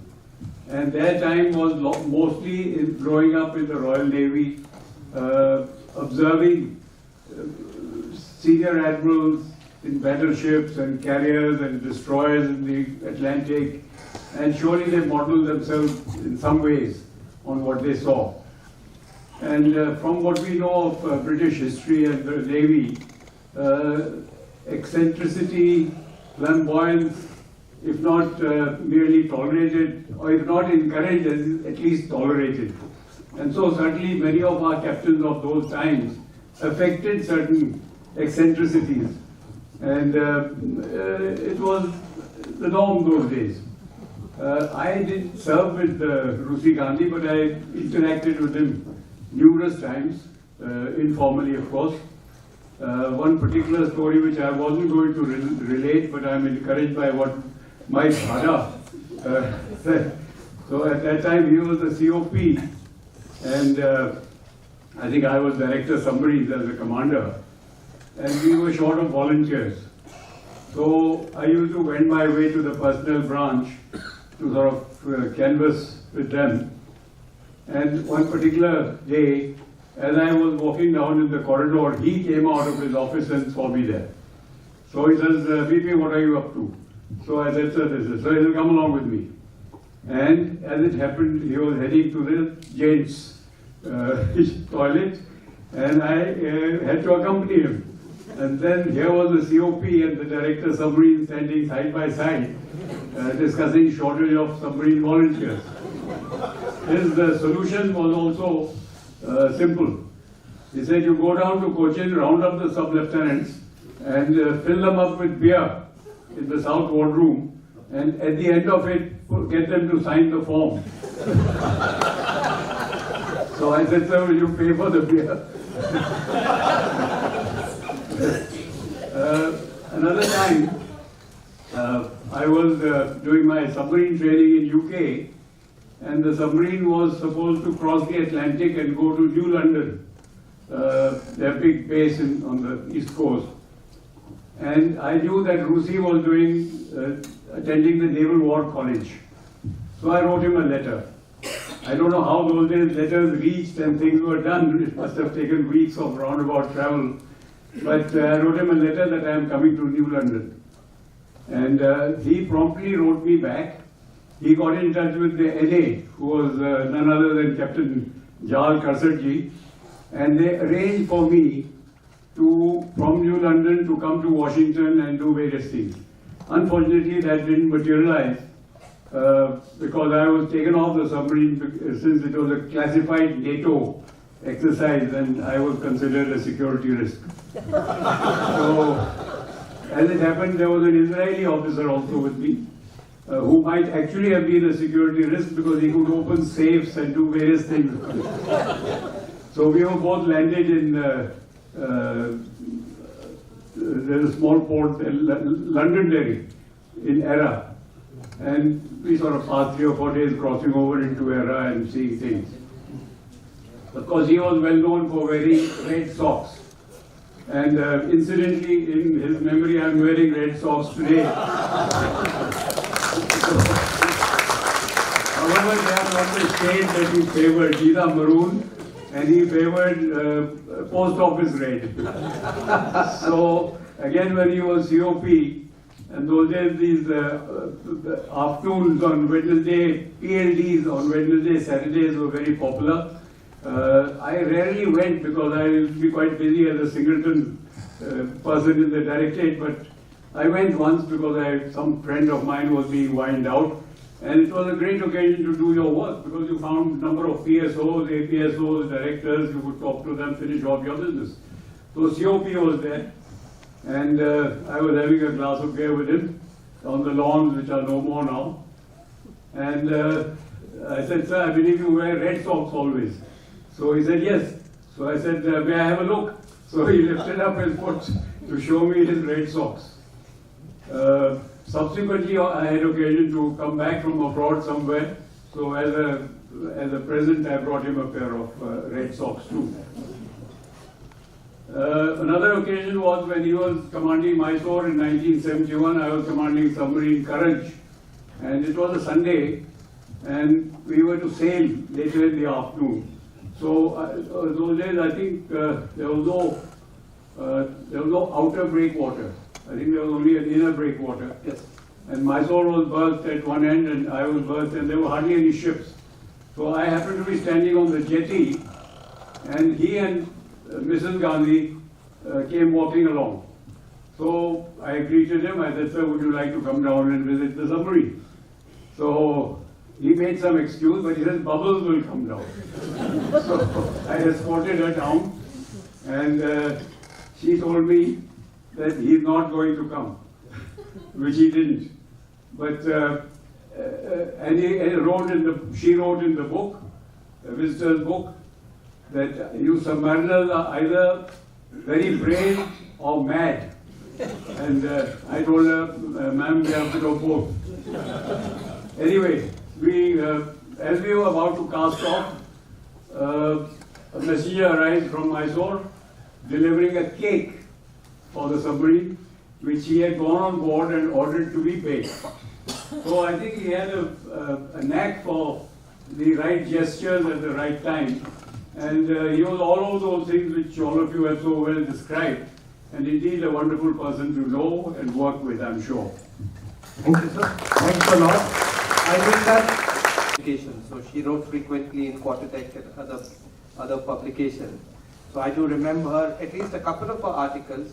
One related to raising a poultry farm in Iscoid when you are in Wellington, here the CI, and experiments with having that in the CI Navy's house. Other rather touching one related to the time on Whale Island when, as a newly married bride, she just learned to cook through a cook called Ali, who was imported, and it was a nice tale about, you know, wondering where Ali was and how she and Ali exchanged. But, sir? Recipes. Importantly, I believe between Admiral and Mrs. Gandhi, they've donated about 150 to 200 books to the Maritime History Society. They were voracious readers. They had a huge collection of books.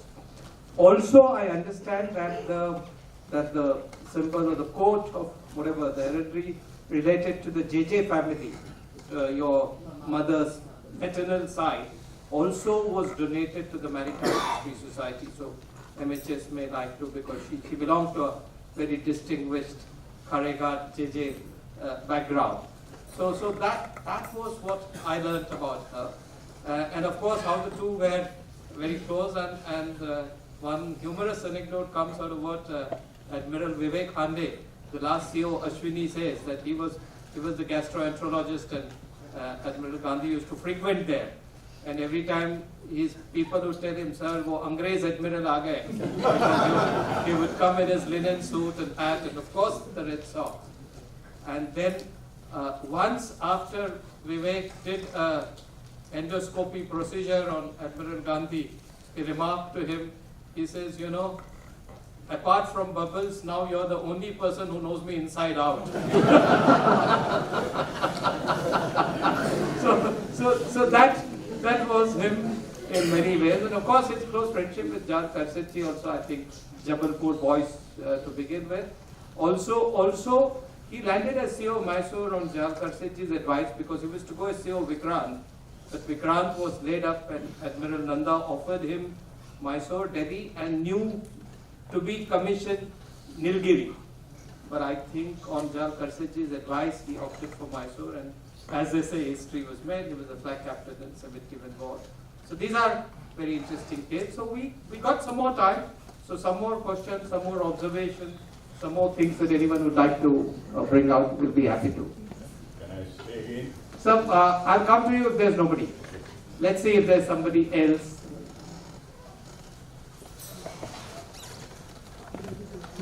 Very personal level, very close friend of my father's. Lucy uncle and Bubbles auntie were very close to my parents, and towards several last years of their lives, they were neighbors in Dolphin Apartments. Lucy uncle was a wonderful friend, wonderful raconteur, which everyone knows, and a great comfort and support for us, because my father passed away rather young.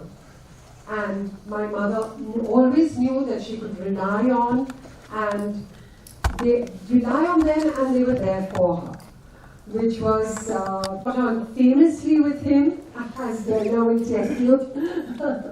He supported all my activism, my fights for the right, and just about everything else. I miss him sorely. I remember him so well, and truly, he was one of the magnificent men of the Navy. Lovely. One of the magnificent In 76, Sea Cadets were hosting the Cadet World Championships for the first time in India, and he decided to donate the starting cannon for those races to the Sea Cadets. So a piping party was lined up, and here comes, at that time, Commodore Ghandhi. He walks in, and before the piping party could even finish piping, he had finished his story, loaded the cannon, and he actually fired the cannon in the lower ball of Jawar. And that was such a shock. And it just showed that he was a man who wanted to, he was extremely, what should I say, Rash. Popular and famous, action-minded. yeah, and it was such a stunning thought, to even imagine somebody firing a cannon in the lower deck of Jawar. That was my first impression. My second impression was that since a lot has been talked about his fishing activities, and he used to come to me, I was his go-to boy to make his lures for the fish.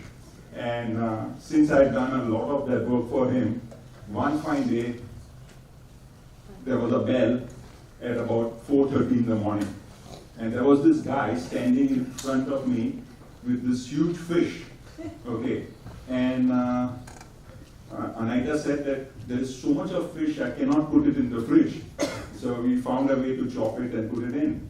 But the next day, Admiral Ghandhi explained to me that what he does with his fish, and it was his large-heartedness, that he had actually a scientific process of what to do with the fish. The head went to the Tyndall, the tail went to the boatman, and the middle part went to VIPs, and he took the center part for his dinner and his stuff. And my third interaction was with Bubbles, and a lot has been said as how we kept Admiral, in a balanced way.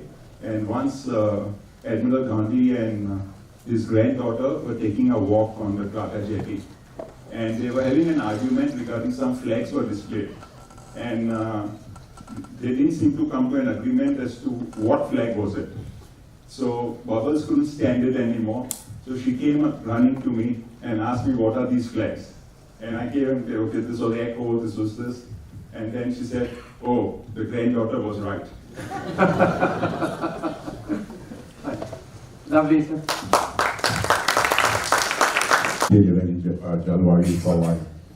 I have 3-4 stories, but since I only have 2 minutes, I'll just narrate one incident when I joined Vikrant, and Admiral Ghandhi was the fleet commander.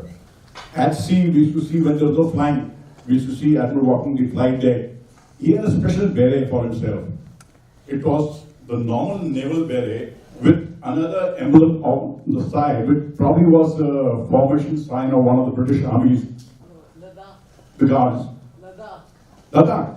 And it was presented to him by some very senior person. And on top of that, he used to have a feather. Not pom-pom, a feather. Pom-pom is the wrong thing. So that's the first time I saw him. So we sailed to Kuwait, and on the third day, which was the second last day, and next day we were supposed to sail out, the sea was very rough. The boats couldn't come alongside. The ship was at anchor about 2 nautical miles from the harbor. And everybody was kind of depressed. So Admiral in the evening made an announcement that tomorrow, instead of sailing early in the morning, we'll sail at 2 o'clock or 1 o'clock, so that those people who didn't get a chance to go ashore can go quickly and do whatever shopping they want to do and come back. I was one of them, and I went out and I picked up one of the biggest music systems at that time, stereo. When everybody was buying the ping pong tape recorders, I bought a huge stereo with 2 speakers and a lot of cassettes. And the guy who brought me back to the harbor, instead of bringing me to the harbor, he's showing me, "Ye Maharaj, the palace of the Sheikh, this is that, this is a memorial, this is a museum, this is the mosque." I said, "Uncle, I have to be back. The last boat leaves at about 12:30. But we reached there after the last boat had left. We were about 4 of us. We asked the boat control if they could give us a boat for those who were near. No boat. And we could see Foxtrot at the tip. It means the ship is about to weigh anchor. Is that the right one? Any communicators? You must ask the navigator, sir. Anchorage. Okay. So you are now worried, are we going to be left behind? Okay, sorry. So, yeah, since I was a pilot, I was the direction officer of Vikrant, also the commanding officer. Yeah, you're right, Foxtrot. I'm more familiar with that word. So, we were worried whether we were going to be left behind in the harbor of Kuwait, and we didn't know anybody else over there. So we sent a message to the ship that we are stuck, 4 of us, and the ship made a message to the port control, and we were given a boat to go back. The gangway was lowered, and GDP was manned. The flag was there, the captain was there, and as our boat came alongside, everybody was, looking down at us, and there I was struggling with this huge music system.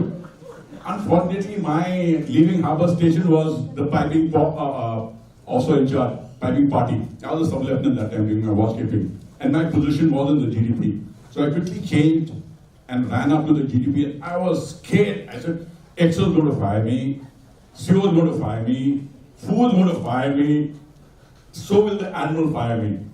But when I went there, nobody bothered to say anything to me. The ship weighed anchor, we left harbor, and when we left harbor, Admiral Lucy turns towards me. I said, "No, I'm going to get it." He says, "Come here. What did you buy?" It's a studio music system. How much did it cost you?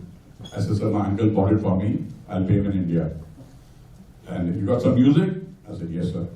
Do one thing. Rig it in my sea cabin and take it back from me when we enter harbor. The whole 6-7 days that we were at sea, he enjoyed the music and he thanked me and he returned everything back to me. That's him. What a man. Thank you, sir. About 2 minutes to each panelist. Would you like to go in any particular direction? Anything else more you would like to add?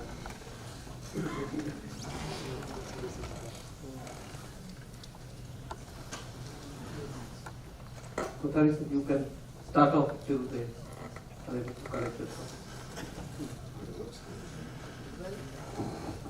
A couple of related, like me, about the times they have had with Ghandhi. One of them was when Commander Arun Sehgal, he was serving in Dunagiri at this point in time in '77 as the commissioning crew with Captain Tony Jain. The ship was to host Sri Morarji Desai for a day at sea. And the day prior to that, during the full dress rehearsal, Admiral Ghandhi, who was the fleet commander, he was then the CNC, boarded the ship. Knowing the frugal tastes that Mr. Morarji Desai had, he ordered a sumptuous lunch on the day prior to the day at sea in the wardroom, knowing that on the day that the Prime Minister embarked, there would be nothing to eat for the entire officers' crew. So that was the magnanimity of the Admiral. Another incident that he has related to me was on 1st Jan 1978. Emperor Ashoka, the Air India flight, crashed into the sea off Juhu. And Dunagiri was under refit, but was ordered to set sail with dispatch to carry out search and rescue operations. The search was a huge challenge with many imponderables. The CNC kept sending encouraging messages right through to the captain. One of his personal signals to the captain read, "For the man with a golden touch, fine plane." Just related to Captain Tony Jain, when he was in command of a Petia earlier and had seized a gold-laden smuggler's vessel in 1971. So that was a man with a golden touch. With rigorous deployment of men and resources, the search was successful in locating the wreck. Air India was grateful to the Navy for its untiring and sustained efforts. The CNC set aside red tape in awarding commendations to anyone and everyone who played a part in the success in the operation. Commander Sehgal was given the CNC's commendation for the role the communication department headed by him had in providing command and control for the sea search force. A heart of gold is the accolade that comes to mind. Well, this is one of the many that I had received from some people, but for want of time, we are not able to go through each and every instance of what the man meant to so many people. Thank you.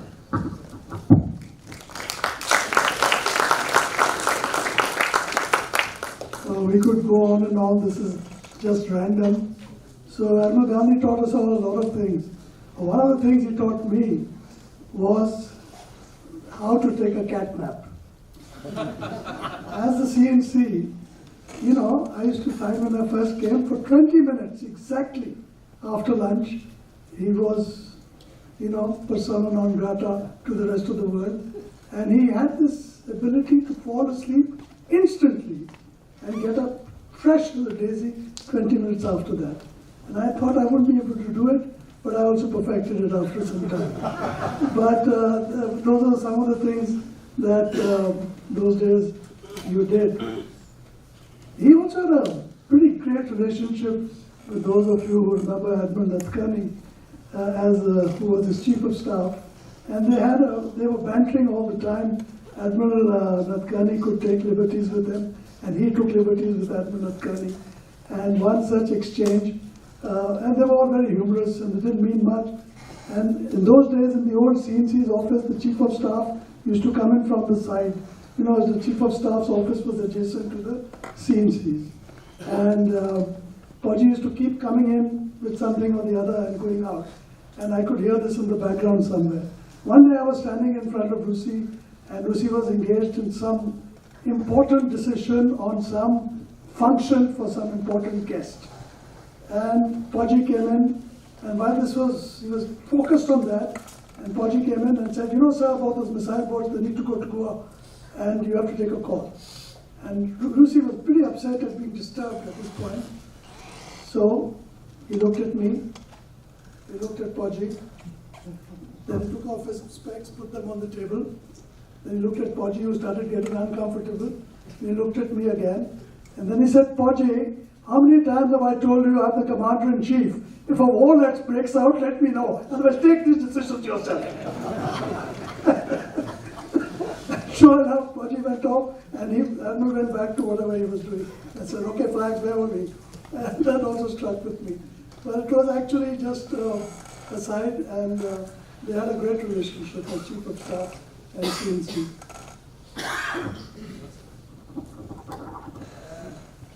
One incident I would recount and shows his humor and his ability to handle situations, difficult situations. Once when he was the CMD, a parliamentary committee came, that was a Friday, and Admiral had to be in Delhi for some days. He couldn't meet them, so they said, no, if your chairman is not there, we are not meeting you. We'll come back on Monday, and if he is here, we'll meet you, otherwise we'll not meet you. So the director personnel, who was an IAS officer, and a very meek and submissive person, he was very worried. He said, what should we do? Now we have this parliamentary committee, they are so upset with us. We must go and meet he was coming back on a Saturday morning, we must go and meet him at the airport. I said, sir, there is no need for it. Leave him when he comes on Monday, he'll be able to handle it. He said, no, you have to come with me to the airport. He was not prepared to go alone. So we both went to the airport. Admiral just met us and said, don't worry, I'll deal with it. On Monday, when the parliamentary committee came, he started with his Hindi. He said, मुझे मालूम पड़ा है कि आप लोग मुझसे बहुत नाराज हैं। शनिवार को मैं जब दिल्ली से आया तो मैंने ये कमल कोठारी को एयरपोर्ट पे देखा। I was sitting there. इसकी आंखों में आंसू बह रहे थे। मैंने पूछा, अरे भाई क्या हो गया? कोई जहाज तो नहीं डूब गया? नहीं साहब, पार्लियामेंट्री कमेटी वाले आपसे बहुत नाराज हैं। They all started laughing, and that was the end of the story.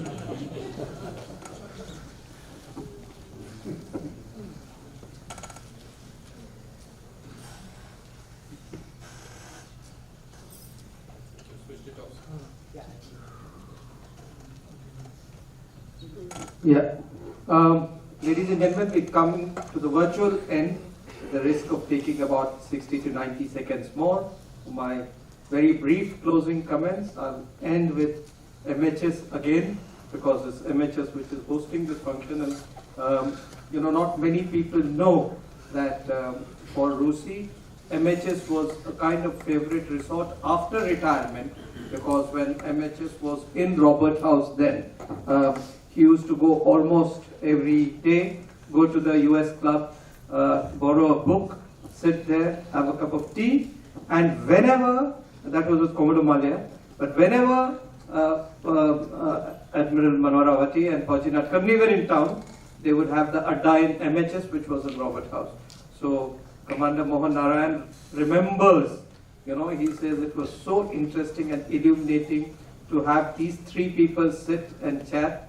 Rusi used to call Admiral Awati as a Boy Scout because he had lots of these crazy ideas. And then when occasionally they were joined by Arunachalam, Professor Arunachalam, and Wing Commander Naravne, the father of General Naravne.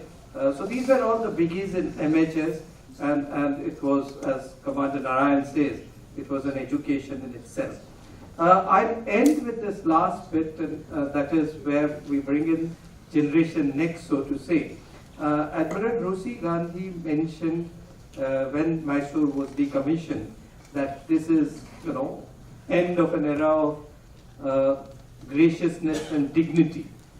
So a lot of people would say the same thing about Admiral Rusi and his passing away, that this was the end of graciousness and dignity. And however, I'd like to add a little different note to it. I spoke to Captain Sodhi, who was the CEO of Vipul when the sea burial took place just a couple of days ago. And I had a very interesting conversation with him. And two things stood out in that conversation. One was, he says, it was great knowledge for us. We did not know about sea burial. We did not know about this man. He says, for my ship's company and I, it was great education about this person. But the second thing he said was much more interesting. He says, sir, to a man, my crew and I wanted to make that occasion perfect. He says, not because my CNC was on board, but no disrespect to the CNC. He says, we believe that we owed it to this person to do so. So I think when we talk of generation next, taking the values of the previous generation, we may conclude that they have changed a bit, they have transmuted a bit, but I think the essential qualities of graciousness and dignity continue in the Navy in a different way, and it has been best shown by the manner in which MHS has conducted this event today. So thank you, Western Naval Command, thank you, Maritime Society. And that's the end of this. Apologize for a couple of minutes delay. Thank you very much. Over to you, MHS. And this for such an enthused conversation and question-answer section, reminiscing the life and times of late Vice Admiral RKS Ghandhi. I request Ms. Delna Gandhi to join us on the stage.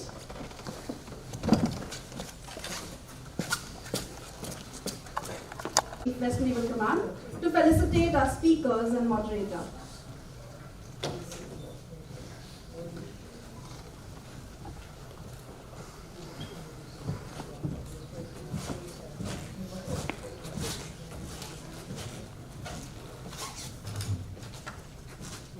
So I request you to felicitate Ms. Delna Gandhi first.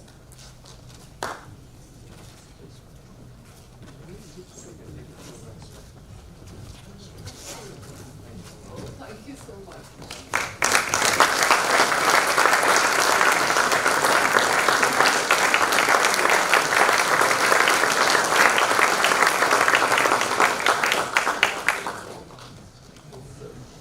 Vice Admiral A.K. Chopra.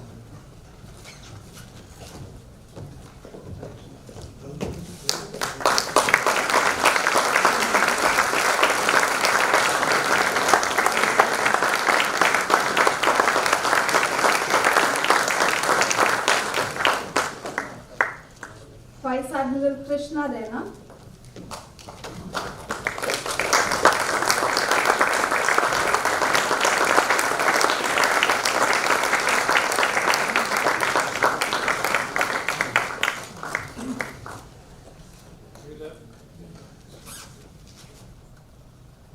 Shri Kamalkant Kothari.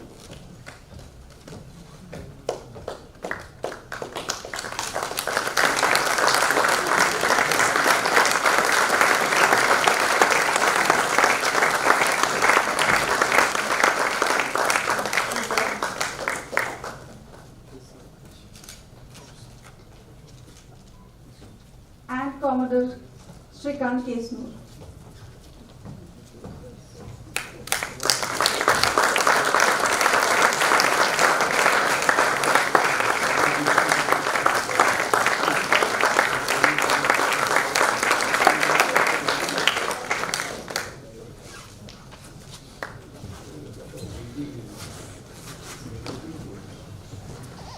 Director MHS Kamrashish Khanna, distinguished panelists Admiral Chopra, Admiral Krishna Rana, Shri Kamal Kothari, Commodore Kesnu, Ms. Ghandhi, Admiral Shekhawat, former Chief of Naval Staff, flag officers, serving and retired officers, ladies and gentlemen.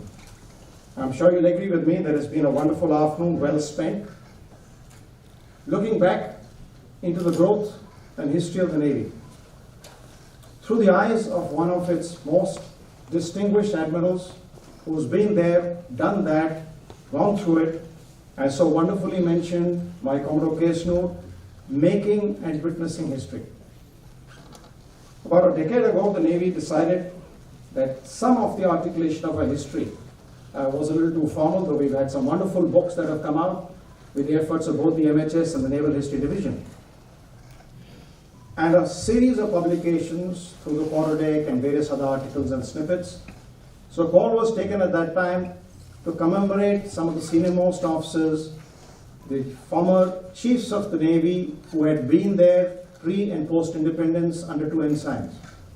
And we started that series, I think, with the now called Directorate of Naval Veterans, which used to be DESA. And shortly thereafter, this task was entrusted to the Naval History Division and the MHS under the able hands of Commodore Kesnu. And I remember being here when he covered very beautifully the centennial for Admiral Jal Karsetji. And that sort of gave an idea to all of us to say, this is an arena of history that we've been missing. After all, we keep talking about ships, and we talk of the spirit that is imbued because of the commissioning crew. And mind you now, we are into 2nd and 3rd generation names of ships in the 2nd and 3rd lives. And some of us, like both Srikanth and I, who've been on the New Delhi, we can assure you that many of those tales, and some of those tales, Srikanth, you must carry forward in another seminar, another day, are actually true. Where many stories told of the first edition, the first life of a ship, similar spirit was imbued, experienced, and found in subsequent lives of the same ship. So when we look at those ships and we look at their history, we want to understand what made those ships that way. But the Navy is exactly that. The Navy is that macro ship, a large conglomeration of personnel. So what has made the Indian Navy what it is today and what it will be tomorrow? We have to look back at the commissioning crew of the Navy. Those people who served, led the Navy under 2 ensigns, from blueprint to blue water, both wonderful books authored by Admiral Satyendra Singh, subsequent chapters and navies of books. So unless we look back at the lives of these people, look at their character, their perspective, what made them what they are is what has made the Navy what it is. And hence it is important for us to look back at that history, capture that history in various ways, anecdotal history, event-based history, character and values-based history. Each of those are various aspects of what has made the Navy what it is today. And hence we decided 6 months ago when Admiral Krishna Rana gave me a call, and that's when I learned that this is actually the centennial year for Admiral Ghandhi, and he suggested we should have some sort of a commemoration. I said, what better way than to look at Maritime History Society and task them to look at the Navy's growth through the lens of the life and times of Admiral Ghandhi. ADC to Lord Louis Mountbatten, fought and served in the Second World War, commanded a ship in every major conflict, been there, done that. If you look at that, we get a better understanding of where we are today, where we've come from, where we are likely to go. Famously, it's been said by a Royal Naval Admiral, I think it's Andrew Cunningham, who said it takes 3 years to build a ship, 300 to build a navy. Well, I won't talk of 300, but certainly, if the life of a ship is 30 to 40 years, no navy can grow in less than that period of time. No naval base can grow in less than that time. And if we wish to understand the foundations that the Indian Navy has been given, the roots that have been laid, the framework has been given, the vision, the spine, the spirit, then we need to review and look at the role, participation, vision, outlook, character of those people who are the commissioning crew for the first 30 to 40 years of the Navy. And that really was the idea behind mixing the maritime history, the naval history, and look at it through the lens and life and times of Admiral Ghandhi. And some of the key snippets that we heard today bring that back to life. Yes, in a way, we owe it to him, one of the last statements made, but not just to him, we owe it to ourselves. We owe it to the Navy to understand where we've come from, and that's what we've seen today. difference between galley and guns, connection between warfare and welfare. A man who lived life on his own terms across over there, destiny's child, making and witnessing history. Never do yourself that someone else in the organization can do. Yes, now, thank you for that, Mr. Kothari. I have now understood. How is it that I was getting so many jobs when I was navigating Officer Kothar for my commanding officer? Many of them beyond what should have been my mandate to do. And once, oh sorry, something ringing a bell? And I remember demonstrating with him once to say, this is far too much. And he'd say, you should be able to sleep, go without sleep for 60 hours at least. And do your job, and do the next person's job, and the next person's job. Somebody made me do it, like you said. Somebody else also was a good leader and a good reader of men. But I remember at that time when I demonstrated, he gave his personal example of how, as he was Samco of Vijaydur, if I recollect, he was also tasked with being the flag lieutenant to Admiral Ghandhi. And he would do both the jobs. And then came a time when the missile firing had to be done, and he was the Samco. So he sailed out of the ship, did the missile firing, got a bullseye, got winched up with the helicopter to come back and do the rest of his duties as flag lieutenant. I always wondered, who is it who gave him these ideas? Why did he get these ideas? And why did I have to be his NO? Thank you, today, after 30 years, I've understood that.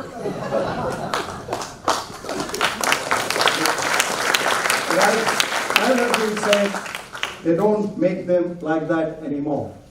And hence it is very important as we move forward, I'll request the Maritime History Society that we need to take this further forward.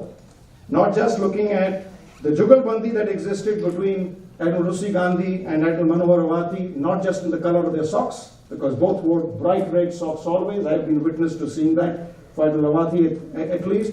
Their love for maritime history, their love and regard for Maritime History Society.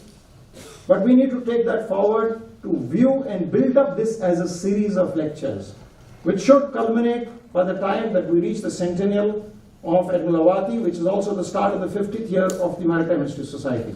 And I'm sure, MHS, that you will take it forward, and West Naval Command is with you at every step of that way, for giving us this wonderful insight into the foundation of the Navy, into the spirit that's been imbued with it, having both the fun, remember the wonderful words that you quoted about Admiral Ghandhi. The Navy was a lot of fun. We've got to make sure that fun doesn't escape us today or ever. At the end of the day, it's also got to remain a lot of fun. And I'm confident that today, when those forebears, those forefathers, they look down from Valhalla at us, they may not be satisfied because all admirals always want a little bit more. A little bit more, always. But I think they would be happy with the start they've given to the Navy, the foundation they've given to the Navy, and the advancement that the Navy, and particularly I'll say, the West Naval Command has made today. So thank you very much, panelists, for the wonderful insight that you've given us as we talk through the life and times of Admiral Ghandhi, which is synonymous with the life and times of the Indian Navy, and in many ways, the West Naval Command. Ladies and gentlemen, join me in thanking our panelists in the traditional way.